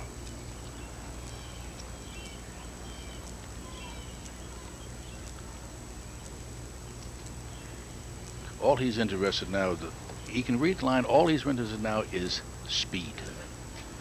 He's had that just well all day. He's had great speed today.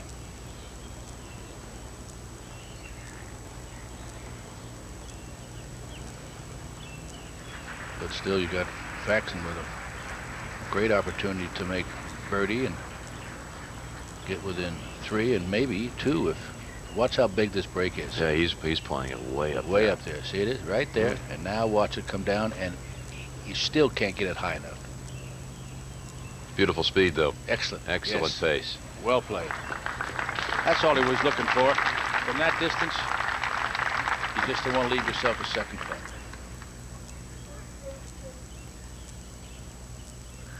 To 15. And the bogey effort of Lenny Clements.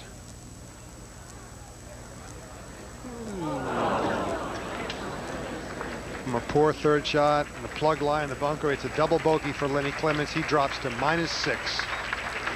And we got 18. Al Sutton is for par.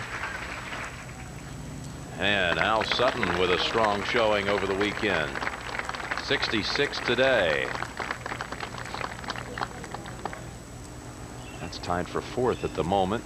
Here's the man in second alone, Brad Faxon, trying to creep within 3 of the lead. I think you're going to see Hal Sutton's on the leaderboard a little more often this year than you've seen for a while. He looks like he's playing very well.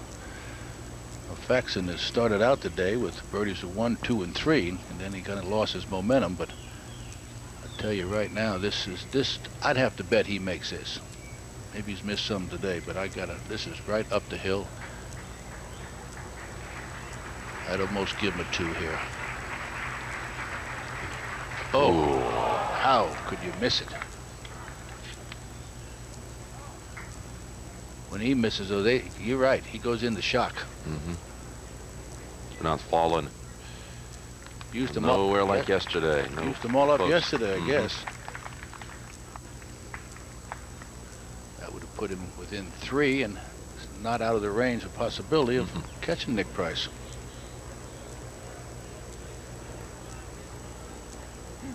Nick for his par. See, Nick's eyes doesn't quite get, his eyes are about here, but he keeps the ball out, and I recommend that. I'd rather have the ball out farther than I would into my foot and my eyes out. What does it do for you? It's almost like you're chipping, and they're good chippers. Nick Price 4 under for the day, opening up a 4-shot lead. Jesper Parnevik at 5 under. Hal Sutton already in with 66. Nick Price on target and eyeing a first title on the PGA Tour since '94.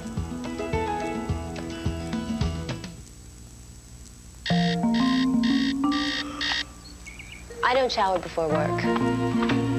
I email over oatmeal. I take conference calls in my pajamas. Just take a look at the area that I'm highlighting there. That works. I document conference, I page, I fax, I work out. I get tons done. I still don't shower. I pray we never, ever get video conferencing. Most people know us as the inventors of a wonder drug, but we also help make fabrics stronger, homes more energy efficient, animals healthier, and we're helping to lead the way in biotech research. So much good we can do for each other. Oh, what a world it Bayer. In healthcare, chemicals, and imaging technologies, we cure more headaches than you think. I've been playing the senior tour for 6 years, and I've never seen anything like this. Guys driving the ball 320, even 350 yards. How do you think they're doing it? The Top Flight Intimidator.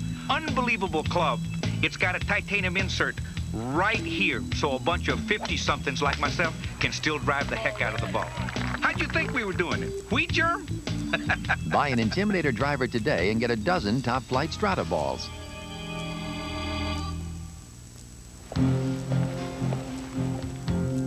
Without the right insurance, you can get hurt, caught off guard. You need the cavalry. That's music to the ears of not only auto and homeowners, but businesses of all sizes. Kemper leads the way in workers' comp, risk and disability management, property insurance, specialty, and reinsurance. Ask your agent or broker about Kemper. The sound of protection, heard round the world.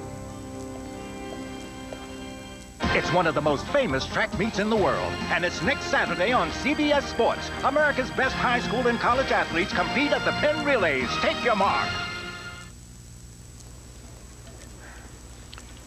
We're back at the 15th tee, and a dejected Brad Faxon after a tee shot that just caught a tree. David Faraday right off the tee, I guess. Yeah, he caught one of the big pines about 120 yards off the tree on the right and just came straight down. I mean, it's not in bad shape, but obviously, you know, you need to hit it further than 120 yards off this tee. Nick Price going with a 3-wood. He says he's done it again, and that's going left as well. Peter, he's been aiming it further and further right with his feet as the round has gone along, I've noticed. Well as he's playing, David, I mean, you still have to get used to coming down the stretch with a lead. Now, this was Brad Faxon earlier.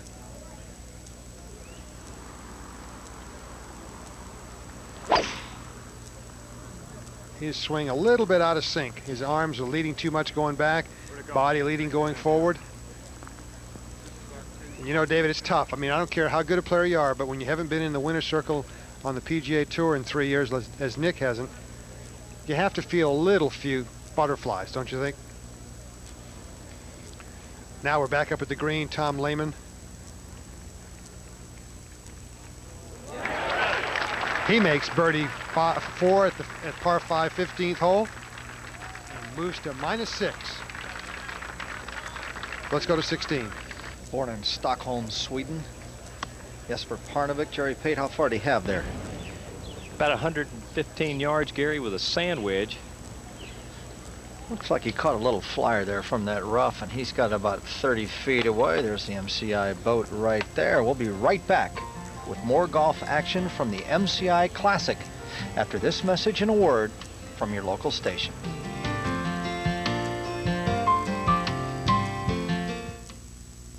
When we gave drivers of the Mercury Villager a smooth car-like ride, we didn't forget about the passengers' comfort.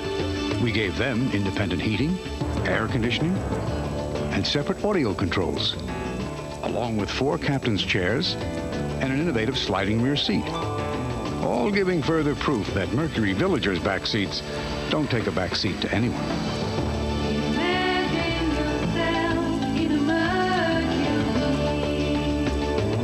Tonight, can an angel convince a selfish woman to make a sacrifice? There's someone else who needs you. And let Ben Vereen be touched by an angel after 60 minutes.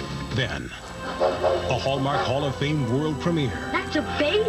A girl raised by 4 boys who came to be her family. Her brother's been shot. They hid the truth. This isn't a family! She must choose between the family who gave her love and the family who gave her life. On Hallmark's Rose Hill, CBS tonight. CBS. Welcome home. 2 luxury car owners discuss the merits of their automobiles. The Lexus is powerful. I like power. It's also luxurious. And reliable. Extremely. It also costs about $20,000 less than your S420. Are you all right? The LS400, the finest automobile in the world. See your New York, New Jersey, Connecticut Lexus dealer. Save the universe! Save the universe! Save the first! Save the first! Look Looking for something to save? How about this? Save the money. It's National Car Rental Spring Saving Days. Just call 1-800-CAR-RENT now to lock in great spring rates. But hurry, because as they say in the saving business, the end is near. Call National Car Rental at 1-800-CAR-RENT. Save the money. Channel 2, New York City. Welcome home. We're back at 15. Brad Faxon's second shot from way back on this par 5. David, that had to be not too good a lie. No, Peter, that really wasn't lying very well, and that was just about as good as he could do. He's got it up the right half of the fairway. Right over in the right corner there, and he'll be able to get up from there. Now, Nick Price, it looks to be completely blocked out by the trees down the left side, David. Well, he's got no shot left. He's got kind of half a chance. He can get it out to the right, but the furthest he can hit it is about 120 yards. He's got 300 yards left on this hole. And fortunately enough, he has to be in the right corner anyway. That's the only shot he's got. If he can get some hook on it, he might be able to hit it as far as maybe 120, 130 yards. Well, that missed putt by Brad back on 14 looms even larger right now. This Nick is going to have to lay back and might not even be able to get there in 3. Depends on his layup. Of course, the rule here is don't try to follow a bad shot with a great shot. Just get it back in play. Nick having second thoughts about the shot he had selected, so he's gone back for another club and would look for this to be a low runner, a little bit right to left maybe. His problem is the lie. It's going to be difficult to get any real hook on it. So I think that's what he's done. He's gone down a club. This really should be fairly conservative. Well, he's done exceptionally well. In fact, he may even have hooked that too much from there. That's pretty tight up the left. And it'll be interesting to see if he's got tree trouble. Well, the best thing he's got going for him now is the flag is 19 back and only 4 from the right, but not a very easy third shot Nick Price will be facing at 15 here. And Brad Faxon will have no bargain either because he's a right to left player with a right hand pin, and that's not very easy. Let's go to 16. Well, 4th on the money list, 8th in putting. That is Jesper going down that hill, and he's being very, very careful. That ball gets going by that hole, and it just goes down that flue towards the edge of the green.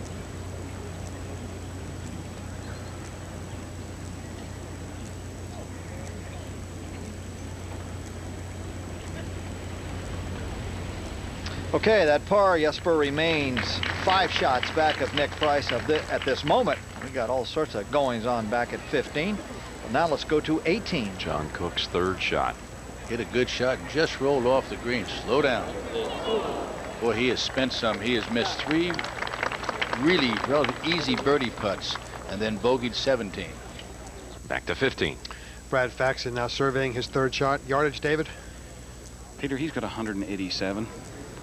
This is a really difficult shot for Brad. When he gets out of sync with his golf swing, he gets it really right to left, and the hole is located only 4 steps in from the right side, so he'll have to either bring the bunker into play or just play it to the middle of the green.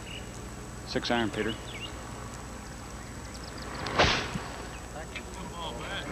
Started that well right. Yep, downwind, the ball will not curve as much sideways as you might like. And for him to go for the pin, he had to bring that bunker into play. Let's go to 16. Tom Lehman's second shot. Tom Lehman now tied for 4th. He has got to come in 7th or better, and he will retain or go to the top ranked player in the world. Let's go to 17. Jesper Parnevik at an 8 iron. Bobby, that's an 8 iron from 175. Really has a lot of speed through the ball. Dissecting the flagstick. Beautiful shot. To 15. Beautiful view from above. Not quite as pretty a view from where Nick Price is, however, on his third shot. I don't really think he'll have to mess with the tree on the left, David, but he still has a difficult shot nonetheless. Well, he's going to have to hit it over the right-hand limbs of that tree, Peter, but you're right, it's really only a visual hazard to him. It's in the way, but he's far enough back. got 124 to the flag, and we expect this one to be coming in just left of the hole. There you see the third easiest hole now, 15, and it was much more difficult than that earlier in the week, so it's about the easiest on the golf course the last couple days. That looked to be like a hard sand wedge. And a marvelous effort at just the right time from Nick Price. He recovers beautifully from an errant tee shot. Has 6 feet left for his birdie. And you wonder what's going on between the ears. Let's go to 18. Cook for par. Very well done there. So Cook shoots 67 over the weekend, 9 under par. Coming down the stretch, if it can be such a thing, it's a disappointing 67 with the last 5 holes, but he's happy to make that one though, Jimmy. To 16. World ranking started in 1986. There's only been 8 players ever to achieve #1 ranking. And Greg Norman, out of 575 total weeks, has been there 305 of them. But he could get pushed out by Tom Lehman. That looks pretty good. It got to go, though. If Tom Lehman can just hang on right here, he is currently tied for 4th. He will go into #1 position. He's only won 4 golf tournaments. He's won 1 internationally, so that's only 5 tournament victories, and he's going to take over the #1 ranking in the world. That seems kind of strange, but that's how consistent Tom has been with his game. Numerous top 10s. And now let's go back to 15. Brad Faxon, a good bunker player, but that's mostly because he's such a great putter. Not much to work with here. He does not carry a lob wedge in his bag, so he'll have to open his blade up if he's going to get any kind of height on this shot.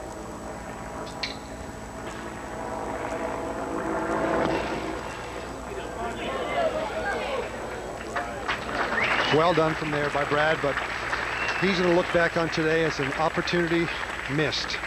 He had a chance early on, actually a couple chances to test Nick Price's heartbeat, but he failed to convert a couple of putts, a couple of approach shots. So he'll have 4 feet left for his par to remain -10.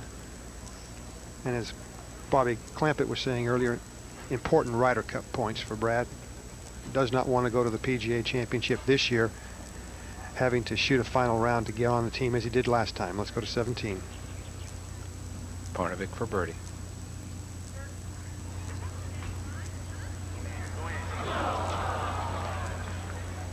Slight pull. Bobby, quite a round he's had today after the 5th hole. He's 6 under from the 5th hole to the 17th. Great charge to 15. Nick Price now has surveyed this putt from 360 degrees.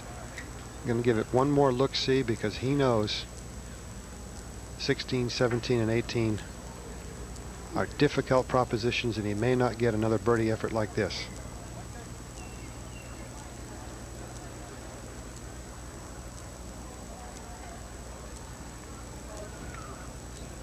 For birdie and a 5-shot lead.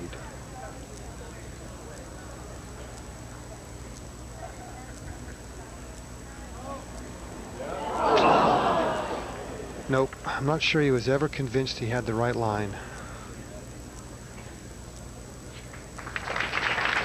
So both players in this final pairing giving shots back, or at least not taking advantage of opportunities. Let's go to 17. Parnevik tapping in for par. Alone in 3rd. What a performance this year for the young Swede. To 15. Now, Brad Faxon needs this to retain sole possession of 2nd place.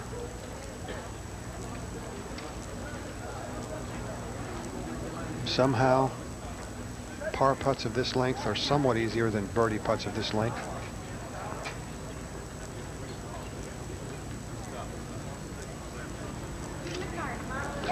Center cut by Brad Faxon.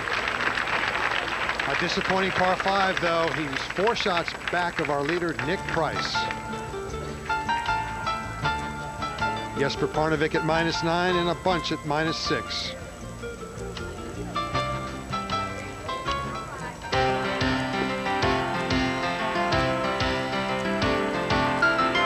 And now, The Winning Way, sponsored by Charles Schwab. Unbiased help and low commissions for investing the way it should be. Last year, Lauren Roberts added to the lure of Harbortown Golf Links when he blitzed the course with 4 rounds in the 60s. The final stroke of the tournament only typified his play. It led to a final round 67, setting a new tournament standard with a 19 under par total. Lauren Roberts with The Winning Way. The big hitters of the PGA Tour are about to get some help. Peter Jacobsen has a new coach. Jeff Maggart's getting strategy tips, and Mark O'Mara's taking lessons from a pro. They're playing with a team of independent financial advisors, and starting now with Charles Schwab, the official investment firm of the PGA Tour. Innovative tools, a network of advisors, so no matter how things go off the tee, someone is helping take care of the green. Visit any Schwab branch and get investing the way it should be. So get this. Jim Travis is expecting a make-it-or-break-it client call. And what's he do? Skips out for a long weekend. Has he lost his marbles? Nope, he's got MCI. The client dials one special number, and that one call goes to Jim's office, then to his cell phone, then right to Jim. Jim Travis. No matter what bunker he happens to be in. Is this a great time or what? If it's true that no two pros have exactly the same swing, why do so many grip the club the exact same way?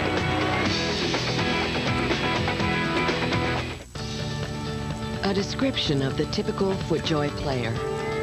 They're generally amateurs and predominantly pros. In summary, they're extremely diverse and exactly the same. Brad Faxon on the tee at the 16th hole with a 3-wood. Waste area on the left. Large bunker that wraps to the left all the way up to the green. Trees on the right, and Brad's is perfect. Just nailed it right down the middle.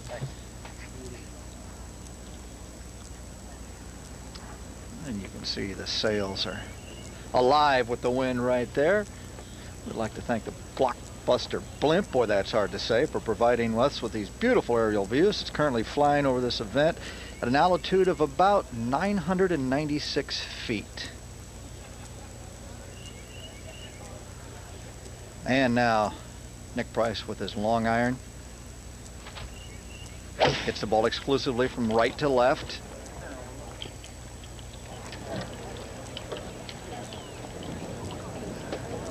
Well, that one just caught the first pine tree on the right, Gary, but it seems to have come down in between the two. He may have a shot. Yeah, he's got a shot, David. Now let's go to 17. Lehman putting up through the gully for birdie to break the tie for 4th.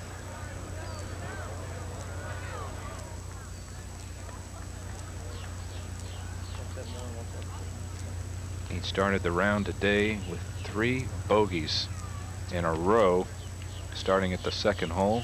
But he's brought it back, and here now the current world rankings. Greg Norman there at 10.07, and again, if Tom Lehman were to finish in the top 7, he's currently tied for 4th. He would overtake Greg Norman as the #1 player in the world. To 18.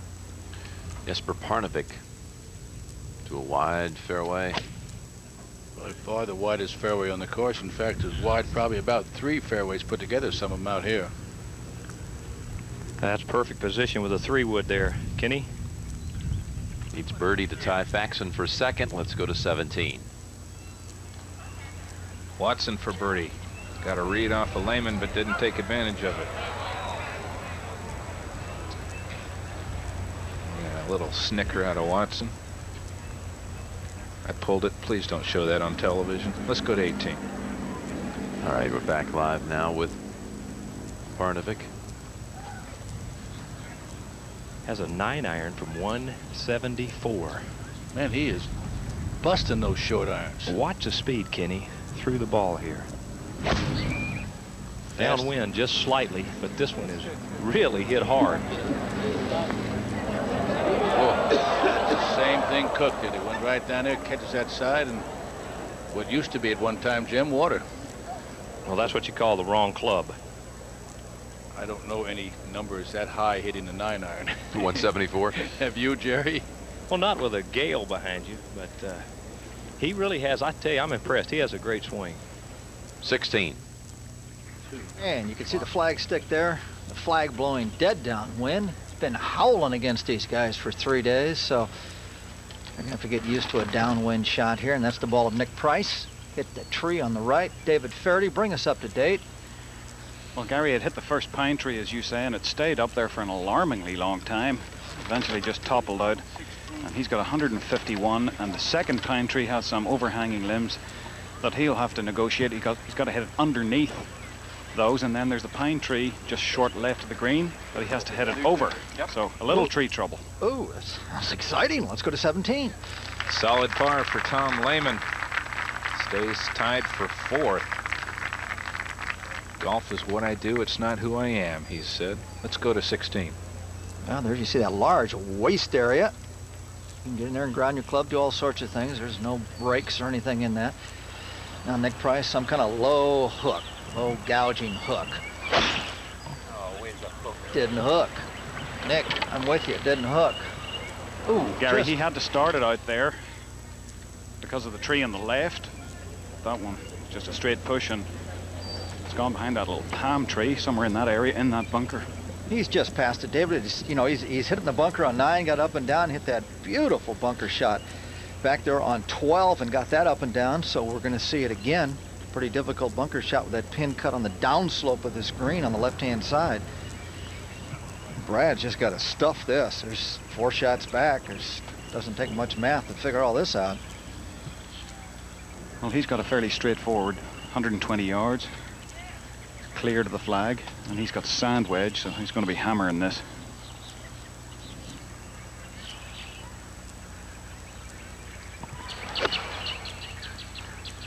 Gotta go, gotta go, gotta go, gotta really go, gotta really go. And that's not a very good shot under the situation.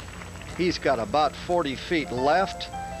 Nick Price, his lead now is 4 shots, but stay tuned.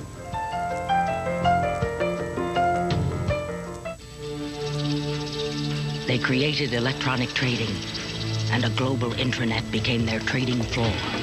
An intranet now able to handle 1 billion shares a day, with trades flashed to 300,000 monitors around the world in milliseconds. With reliability critical, with no room for error, who did NASDAQ turn to build and manage the world's largest intranet?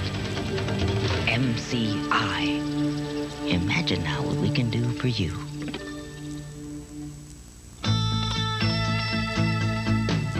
After winning 2 successive European money titles, I switched to Big Bertha Woods and Irons.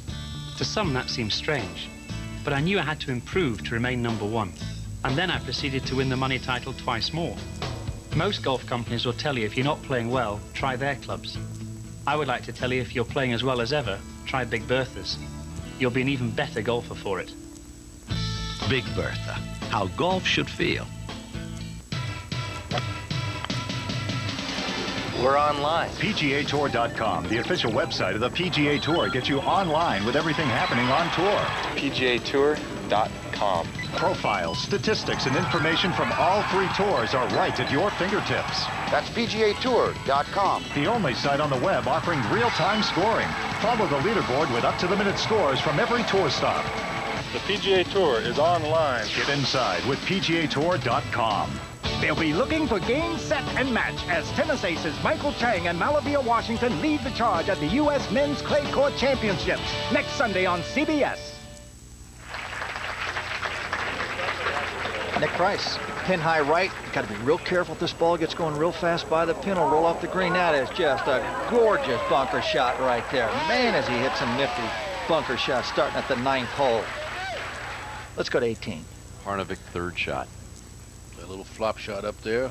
Oop, didn't come out as fast as he'd like to. That's left himself a 5-6 footer now. On the tee, Lehman. That'll be just fine.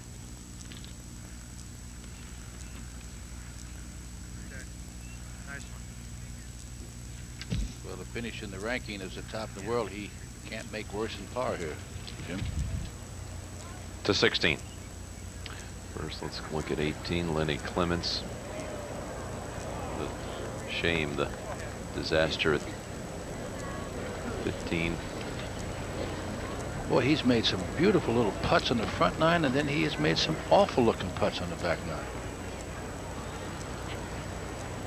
As Gary was saying, that it is true when you watch him that his practice stroke is completely different than when he hits the golf ball. Now let's go to Faxon at 16. Well, it's got to be a miracle putt here. This is a nasty one. It's about 40 feet, about 5 feet in front of the hole. It'll get some hurry up on it. Brad's got it going left all the way with some serious speed, and that's going to roll and roll and roll, as you can see it. And Brad is just not getting the ball close enough to the hole to put any kind of pressure on Nick Price, and Nick can kind of free it up, playing with the guy that's in second and seeing he's not doing much to make him nervous. Well, let's go to 18. Parnevik for par to stay in third. Well, he'll be in third anyway, but with any chance of Faxon falling and maybe getting a share of second, he needs to make this. This really is a big putt compared to going after Faxon.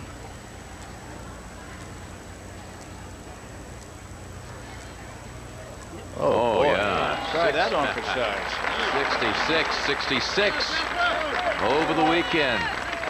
10 under for the weekend. That was a pretty impressive stroke.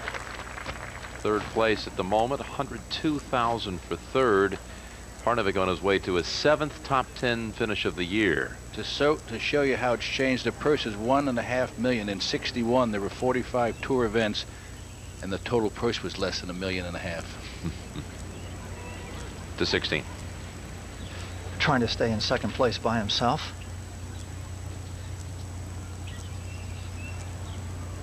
Oh, and that went begging. And now he drops back into a two-way tie with Jesper Parnevik. 5 shots back. We have got it on cruise control now from Mr. Nick Price. There you see it.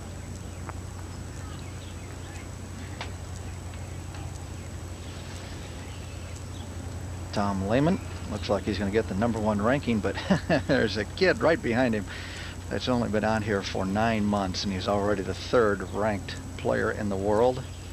I think if you ask most of these guys, you would get the obvious question or answer: who is #1? Nick Price now for his par. Whoa, 3 great bunker shots on 9, 12, and 16 to hold par, and Nick Price cruising. Let's go to 18. Lehman from 180. That's an 8-iron. Oh yeah, look at that. Oh yeah. Well, all being equal, Jim, he will attain that #1 spot in the world. Earlier, Lenny Clements trying to save par here. Ooh, oh, yes. All right. Well, he had it slip away with bogey at 14, double at 15, but tied for 4th. Watson now. That's from 176 yards. That also was an 8-iron. Tom Watson can join those at 6 under for 4th place. He makes the putt. He hit so many good shots. To 17. Wind coming out of the south. That means down and left to right at 17, 175 yards. Nick Price and Kenny with this kind of a lead. The center of the green is right fringe. No doubt, Bobby. That's it. In fact, when you watch him play, he played 3 great bunker shots, but he like a man with a 5-shot lead. Starting it right, taking it back into the wind. Good looking shot. Nick Price. One of the best of the day.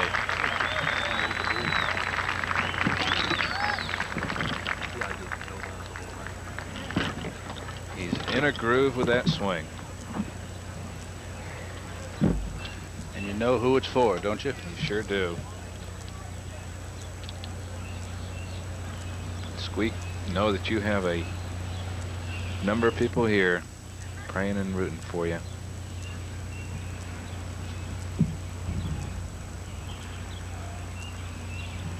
Faxon's got to really gather himself now, Bob. He's really at a very low point. Lost his momentum. Now fighting for second. 7-iron, good looking shot. Just catches into the upslope. But Nick Price has opened up a 5-shot lead with only 2 holes to play in the final round of the MCI Classic.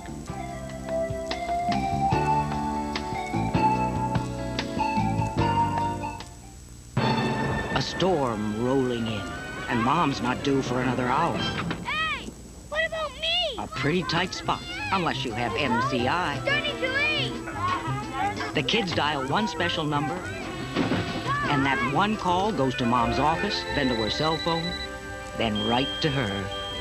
Dad, get in. I'm so glad you called. And Mom rolls in right before the storm. You won't let me in the phone booth, Mom. There's no room, you dweeb. Dork. This is my office, my phone, my calendar, and where I was supposed to be 10 minutes ago. I need relief. Ah, my Lincoln Town Car. Just what the doctor ordered. Its soothing comfort goes to work immediately, delivering a feeling of unsurpassed luxury and peace of mind. You know, I'm amazed a car like this is available without a prescription. Ah, the sound of America at home. And the sound of America on the road. That sound is music to the ears of smart auto and homeowners. It's the Kemper Cavalry, delivering quality products and fast, responsive service at a competitive price. When you've got an insurance problem, you don't want an argument. You want the Cavalry. Your independent agent knows what you want to hear. Kemper, the sound of protection heard round the world. I've been playing the senior tour for 6 years, and I've never seen anything like this. Guys driving the ball 320, even 350 yards. How do you think they're doing it? The Top Flight Intimidator. Unbelievable club. It's got a titanium insert right here, so a bunch of 50-somethings like myself can still drive the heck out of the ball. How'd you think we were doing it? Wheat germ? Buy an Intimidator driver today and get a dozen Top Flight Strata balls.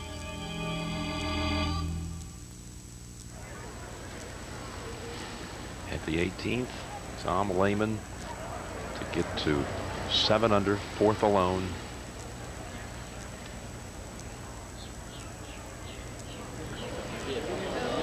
Did he hit it? He'll have his top 7 finish. And after that poor start, too, bogey 2, 3, and 4. And still winds up at 72. Disappointed 72, though. But now becomes the #1 ranked player in the world, according to the rankings. Pretty good title. Which is a complicated formula that takes the last 3 years of tournament play into consideration. And he was ranked 581st in the world in 1991. Now he's #1. Well, he played with the man that, for a while there, was the #1 in the world himself, Tom Watson. To 17. Last year's #1 putter on the PGA Tour, Brad Faxon, was eyeing it down.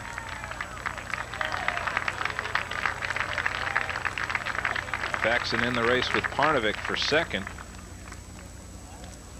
Parnevik finished the weekend with a pair of 66s. Nick Price did the same here in 1992, where he had his previous best finish of 3rd. Tate team. Tom Watson for birdie. This was earlier at 18.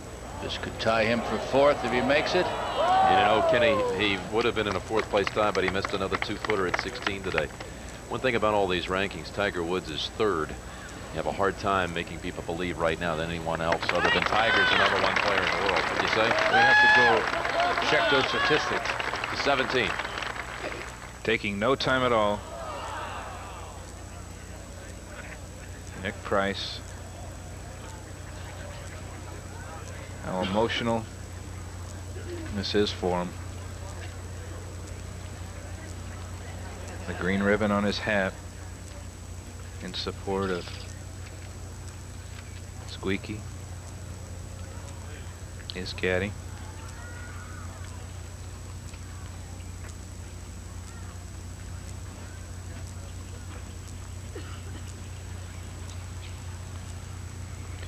Who's at Ohio State University Hospital in Columbus, Ohio, fighting leukemia. And well in the mind of Nick Price, who carries to the 18th hole a 5-stroke lead.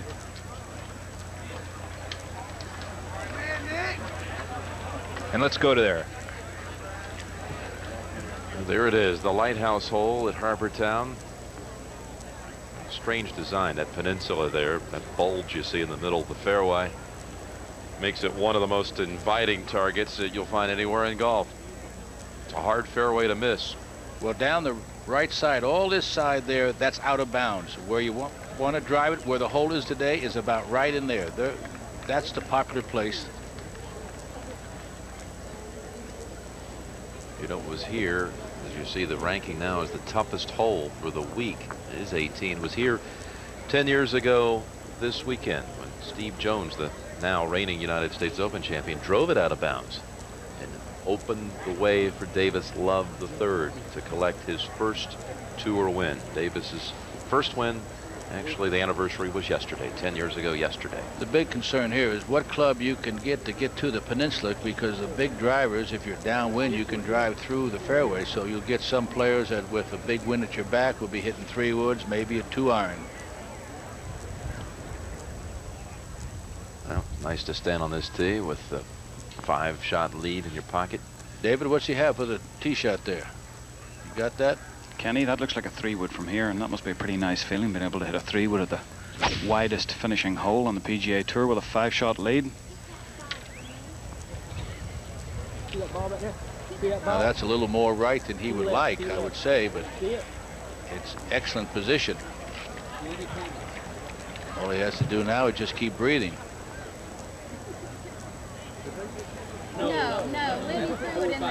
And a big birdie for Faxon would be here. He'd be second alone, and par makes him tied with Jesper Parnevik.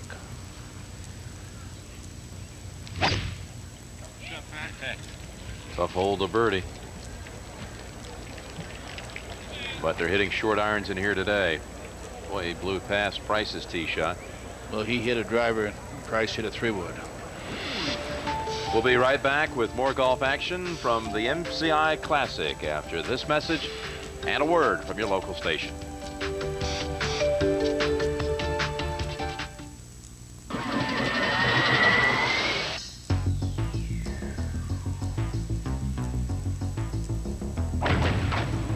Feel what it's like to hit it this close.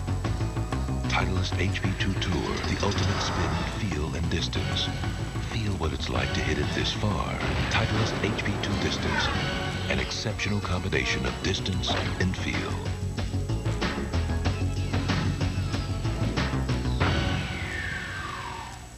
When parents lose hope. No more. You're killing your child. A doctor's lie. Parents agreed to the surgery just now. Could end his career. Chicago Hope, CBS Monday. CBS, welcome home. Neither rain, nor mud, nor ruts and ridges, nor rocks and rivers, nor sleet nor snow shall keep a new Toyota 4Runner from keeping you from your appointed rounds. Power you need, and all the room and comfort you want.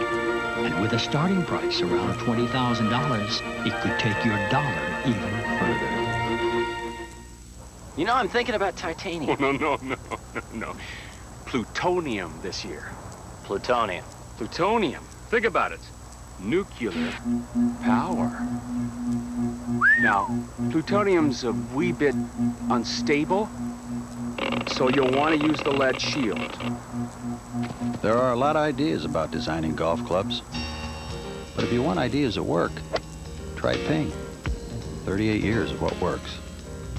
Today's golf tournament sponsored locally by your Tri-State Toyota dealers.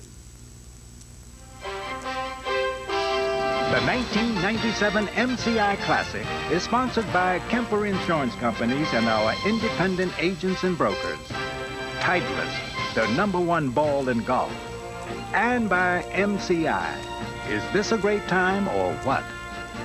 After the telecast, you can visit our website for more information about the MCI Classic, the latest golf news, player quotes, and even golf instruction. All at your fingertips at cbs.sportsline.com. Well, Nick Price is going to go wire to wire. I can't figure out when we look down there what that little circle of rough is in the fairway. Right there, see it just below the scores? Tell you what, a little temporary green to make it a 90-yard hole, maybe. Right. David? 188 yards, Kenny. And that's a 7-iron. Oh, look at this. Well, if you're going to end in style, that's great. He can hit it sometimes so straight you can't believe it. Slap on the back to his caddy, Jimmy Johnson.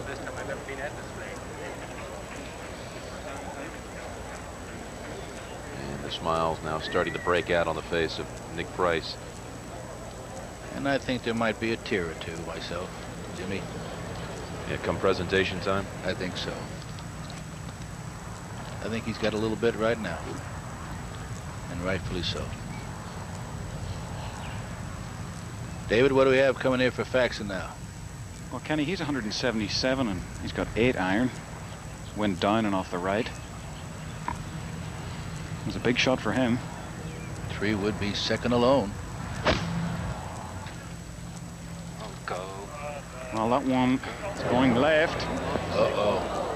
It's been a popular place down there. But the 3 people lately we've seen down there, 2 we've shown, have got up and down in 2. Without much problem. Oh, Squeak, bud, this win's for you, huh? Jimmy and I can't wait for you to get back out here, bud.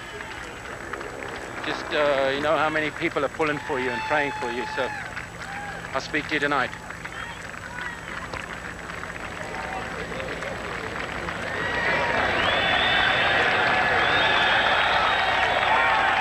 Jeff Squeaky Medlin, his caddy since 1990. He was on the bag for all of those great moments for Nick Price. British Open, 2 PGAs, the 17 wins in a 3-year stretch from 92 through 94. To give an example what a great golf course this is, and since it began in 1969, Jim, only 2 winners have not been owners of major championships.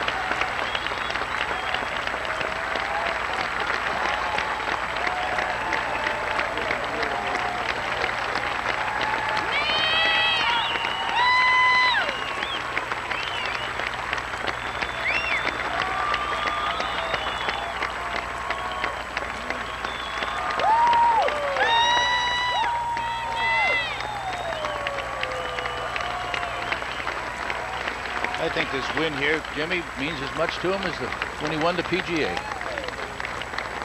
Let's go down to Jerry Pate. Thank you, Jimmy. It's quite a finish here for Nick Price, but it's been his show all day, Tom, but a milestone in your career. You've reached it today. Well, it's true. First of all, I think that's why I said that, Nick has played some great golf this week, and I'm so happy for him. He's one of the gentlemen of the game, and for Squeaky, too, watching at home, I'm sure he's very happy. But, reaching #1, that's been a goal of mine for a while, and even though I didn't finish it well like to today, getting to that position is very gratifying. Well, there's a lot more golf ahead of you for your career this year, and thanks for this interview, and congratulations. Thanks, Jerry. Congratulations to Tom Lehman, who will finish in a 4th-place tie. This shot by Faxon is a little more difficult than the other ones because he's almost hole high. Has he got a pretty good lie, David? It's really not lying too bad, but as Kenny says, he hasn't got a lot of green. He'll have 5 feet now to hang on to a share of second. That has been his testy length right there. Yesterday he made everything in sight, and today we watched him miss a lot of putts and just about that length. I believe he will go ahead and putt out. And Kenny, that's some expensive real estate between him and the hole. It tied for second and finishing third.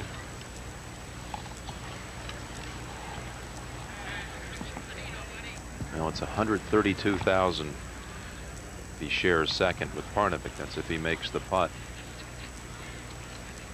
Should he miss, he'll drop down to 102,000. So it is a $30,000 putt. A miss would give Parnevik 162. You could call that almost about 5,000 a foot. Yeah.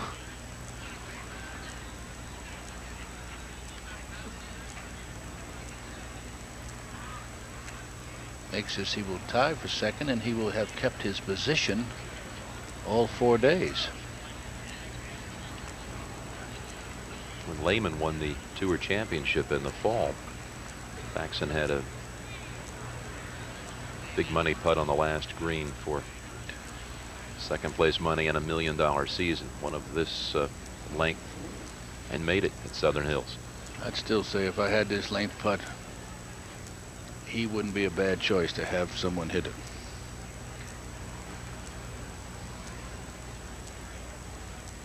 Doesn't do much. It's pretty straight. Who would you pick for a putt of this length? You had to make it. It'd be one of my choices. It really would be. I remember you asked Dale Irwin that question once. He said, me, not me, him. Oh, never a doubt. That's a stroke that was missing a little bit on the back nine. After his fast start, birding 1, 2, and 3, then he kind of bogeyed 6 and 7, and then never really got the momentum. So he started Thursday in second. He was second after Friday, Saturday, shares second in the end with Jesper Parnevik. Now for birdie, Nick Price. You might as well knock it in, Nick.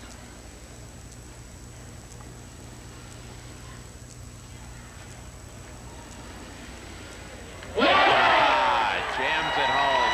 Nick Price finds victory on the PGA Tour for the first time since the 1994 Canadian Open.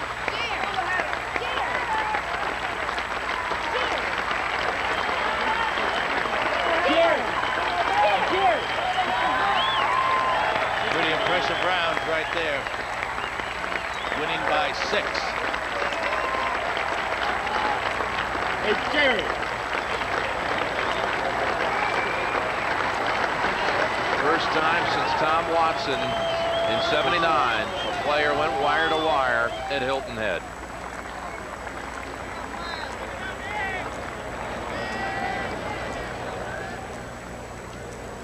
Well, this one just never a doubt jammed it home. He saw his wife Sue there to greet him. Well, it was never short. That was going in with some speed, but it's like he knew he was going to make it. And look at this. Yes, sir. Nick Price, a win in Hilton Head that was certainly felt all the way to Columbus, Ohio. We'll be back with the presentation in just a moment.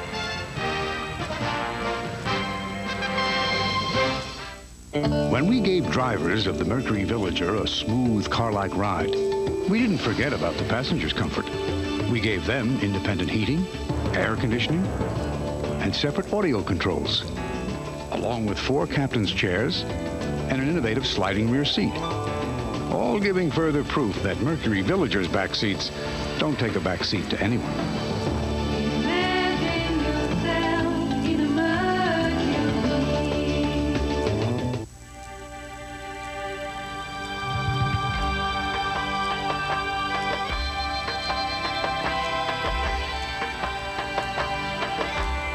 In the past year, more tour professionals have switched to tailor-made burner irons than any other.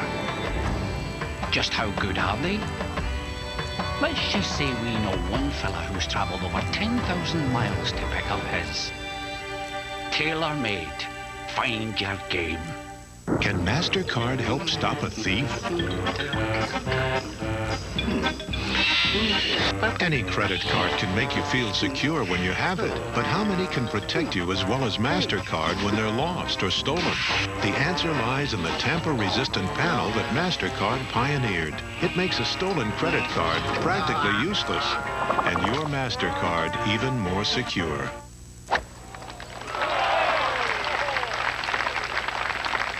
To protect yourself with Gore-Tex fiber, you could wear a nifty astronaut suit. Or for a lot less, wear a tonic dry lights. Available in traditional and spikeless models, Gore-Tex fabric and a 2-year guarantee makes them out of this world. Here's the easy way to a beautiful lawn. Miracle Grow Lawn Food. It stimulates root growth, helps fill in thin spots to give you a thick, beautiful carpet of green. Miracle Grow Lawn Food does all the work. You get all the credit. If you had just paid the government $32 million in back taxes, could you joke about it? Willie Nelson can, and he does, tonight on 60 Minutes. Well, the tour heads from South Carolina to North Carolina. Forest Oaks, the Greater Greensboro Chrysler Classic, will be there next week to bring you all the coverage. The Senior Tour will be in Las Vegas, while the Nike Tour heads to Alabama. The rounds today, just exceptional. Price was 66, Parnevik 66, Sutton 66, John Cook had 67, Davis Love the third. With the low round of the tournament, 64. He's the all-time money winner here, 3-time champion. Scott Hoke had 65.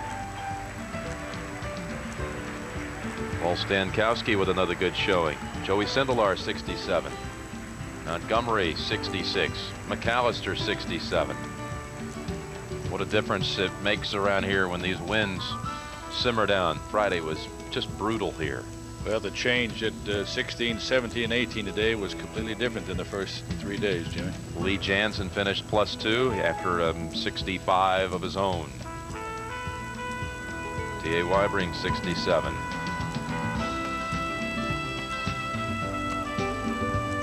'73 players in all made the cut, which fell at +4 on Friday night. Nick Price opened the tournament with the lead with 65. He never gave it up. Nick Price with a triumphant roll at the 18th, back in the winner's circle on American soil.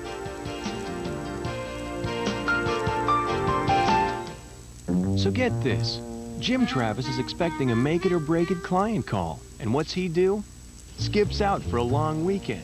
Has he lost his marbles? Nope, he's got MCI. The client dials one special number, and that one call goes to Jim's office, then to his cell phone, then right to Jim. Jim Travis. No matter what bunker he happens to be in. Is this a great time or what? Recently, DA and I made the switch to Top Flight Strata Tour. Soon after, Mark won at Greensboro. And DA won at Hartford. And the number of wins with Strata Tour continues to grow. The secret is this ball's unique design. Its multi-layer technology delivers unmatched spin and feel. Now look, we're not saying if you switch to Strata Tour, you're guaranteed to win. Of course not, because somebody you're playing against might be playing these balls too. Top Flight Strata, the #1 multi-layer ball on tour. Golf. All I want to do is hit it here on the center of the club more often. I don't need worthless things, things that lock my head, straighten my arm, strengthen my grip. What I need are these things, the new King Cobra 2 irons with things that help you hit it straighter, like a reinforced shaft, things that help me cut through the grass, like this new sole, things that make them more forgiving, like heel weighting and oversized. Play these new King Cobra 2 irons, you'll hit the sweet spot more often, and that's a good thing. Now there's an easier way to buy mutual funds, a place that offers investors funds from Fidelity and 300 other fund families, and the convenience of consolidating your funds on one statement, plus the ease of managing them with one phone call. That's why hundreds of thousands of people are consolidating their investments using Fidelity's Funds Network. To switch to Funds Network, call 1-800-FIDELITY and receive a free list of highly rated funds. I'm John Roberts. The crash site of that missing A-10 warplane may have been found in the Rockies. And the latest on the North Dakota flood on tonight's CBS Evening News. That 94 season elevated Nick Price to #1 in the world. He won the British Open, won the Canadian Open. That was the last PGA Tour win. His last American win, if you will, was at Southern Hills in Tulsa in August of '94 when he won the PGA Championship for the second time in 3 years. And our thanks again to Steve Tomlin from London, England, and the crew from the Blockbuster Blimp, now based in Dallas, Texas. Time for the presentation, so let's go to the 18th green and join Gary McCord. Gary? Thank you, guys. We're down here with Bert Roberts, the chairman of MCI. And again, a wonderful golf tournament. We saw your boat out there floating around in the Calabogie Sound, and you've got a great champion. Well done this week. We're really excited about this. MCI has been sponsoring this tournament for 11 years. It's brought something like $200 million to the economy of the island. We've contributed something like $4 or $5 million to charity, and importantly, $270,000 is the winner's share this year, which means the tournament has moved up. Very big success. Congratulations, Nick. You can't have a better champion than Nick Price. No, he was leading, and to finish this thing off with the birdie was just, I think, indicative of the way he played the whole tournament. We're very happy for what has happened here. I know he's very happy, and again, congratulations. Thank you, Bud. He has a great feel for theater, doesn't he? And now let's go to our champion, ladies and gentlemen, Mr. Nick Price. Nick, congratulations. Thanks, Gary. Thank you.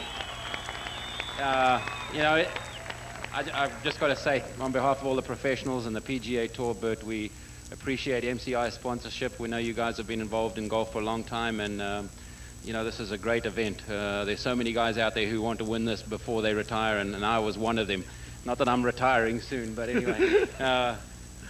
I just had a great week, Gary. My putting is so much better than it has been the last year and a half, and I felt my game building towards the end of last year. And this was a really good week for me because I felt that my ball striking the last month or 2 months has been very good, and all I had to do was just take my putting up a notch, and Thursday I came out with a bomb, and that was it. Well, great. Let's show you what we got here. And this is Ralph Kuhn. He is the tournament director, and he's got a very heavy trophy. Watch yourself.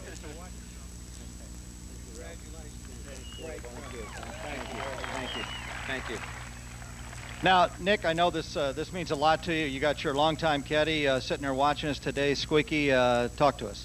Well, you know, I dedicated the tournament I won in South Africa, the PGA Championship, which I'd come second in 5 times to him, and I really wanted to dedicate this one to him because I don't think he realizes how many people are pulling for him and praying for him, and we just want him back out here. And you know, it's kind of hard to come out here and win without one of your best friends, but Jimmy, who caddied for me this week, we were pulling for each other because, you know, we want Squeak to get a kick out of this, and I just hope this does it. Thanks, Squeak. Thank you, Nick. Job well done, and now let's throw it right back up to Jim Nance.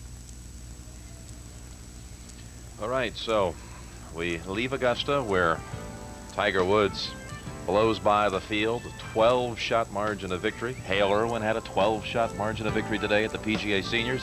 And here, another lopsided one. Nick Price by 6.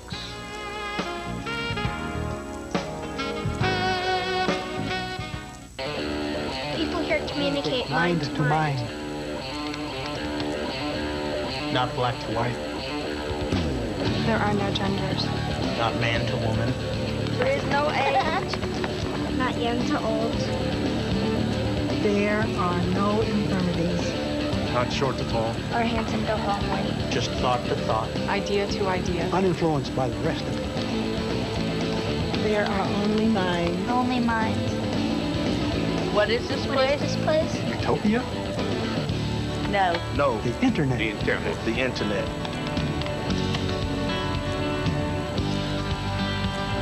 Where minds, doors, and lives open up. It's a nice place. This place called the internet. Is this a great time or what?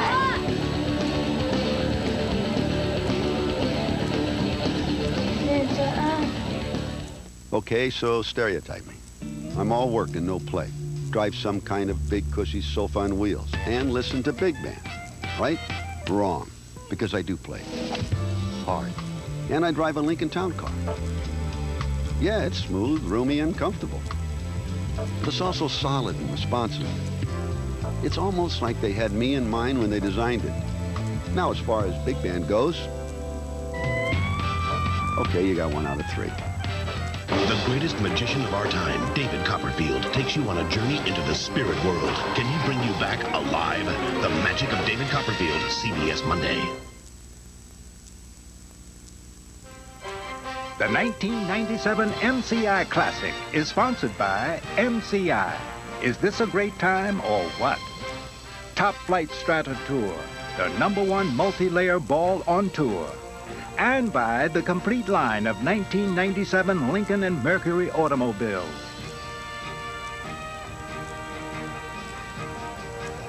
Well, the day opened with Price in front by 2, and Brad Faxon just jumped out of the starting gate with 3 birdies on 1, 2, and 3. It was only 1 down, but then Price hit shots like this at the 7th hole, the par 3. Played today 157 yards. 8-iron. Came the rest 18 inches from the cup. So birdie at 7. While Faxon bogeyed the hole, that gave him a 4-shot lead. Zip ahead to the 8th hole. Watch this approach. Always one of the most treacherous holes here, Kenny.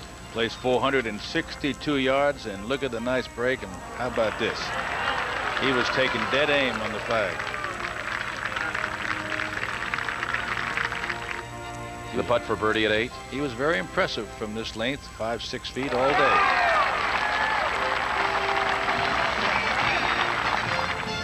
At 16, 3rd shot.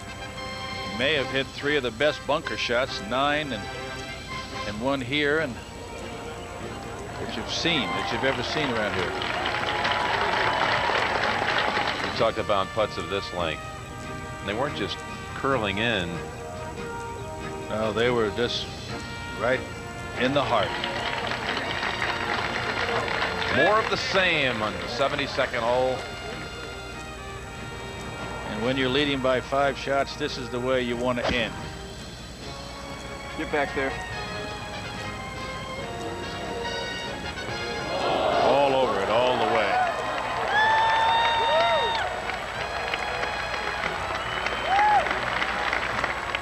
Put the exclamation point on it right here at the 18th. And there was no short in this one. This was moving. Watch this. Nick Price was 66. 4 rounds in the 60s.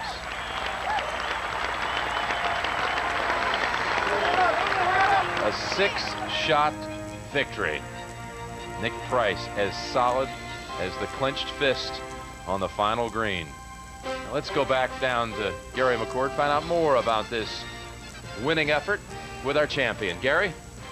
Thank you, Jim. We're down here with Nick Price. Nick, the last tournament win, Canadian Open 1994. You got to the world ranking #1, and then all of a sudden people started pulling on you, doing this, doing that. What happened?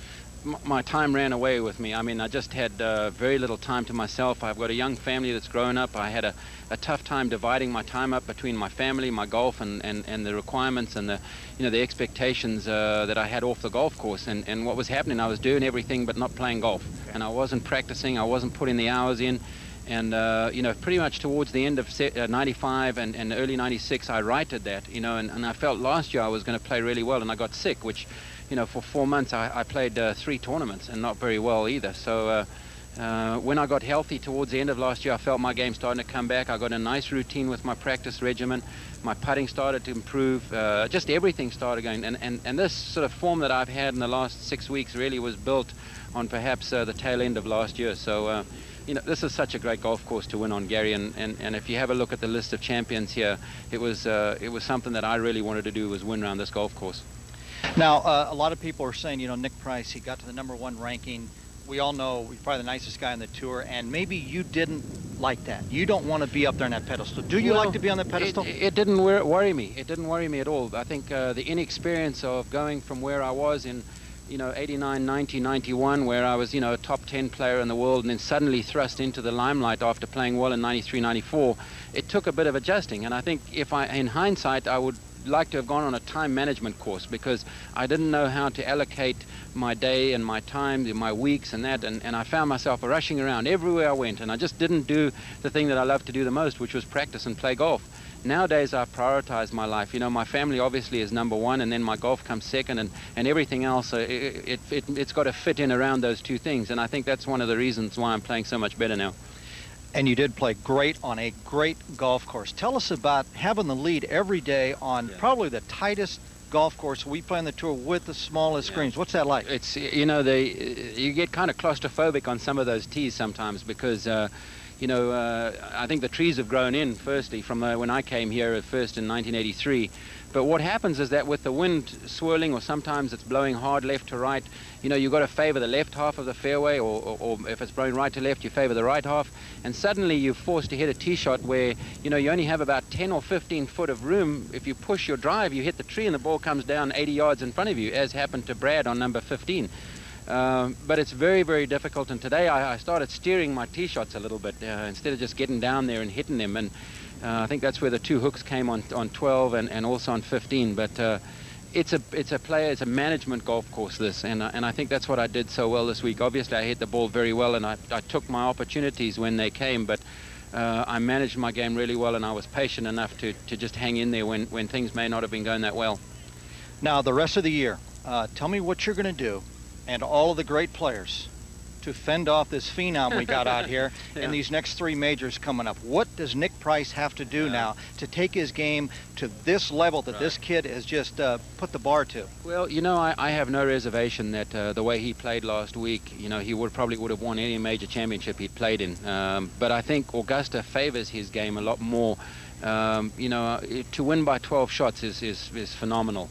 I think when he gets on a tighter golf course, he's, you know, we might have a couple of us close back behind him, but, you know, if he plays like that, he just overpowers par 5s, and there's par 4s that he can drive it on. And, you know, I said to the guys last week, you know, the course there is 5 shots easier for him than it is for me, and he beat me by 21 shots, so really only beat me by a shot. Well, congratulations, great win, and we'll see you the rest of the year, and let's go back up to the guys at the tower. Thanks, guys, take it away. All right, thank you, Gary. You could see it coming. Nick Price's finishes the last 2 years, 7th and 5th. And his last 3 final rounds at Harbor Town, ball like this: 65, 65, 66. It adds up to a 6-shot win in 1997 at Harbor Town.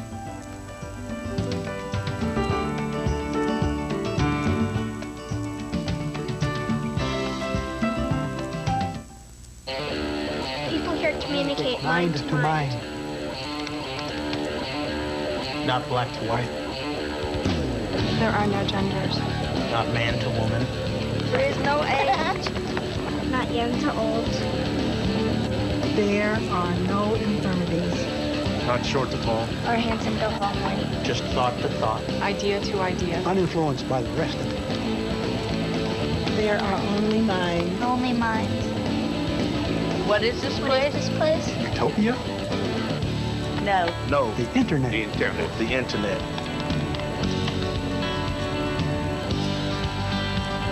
Where minds, doors, and lives open up. It's a nice place, this place called the internet. Is this a great time or what?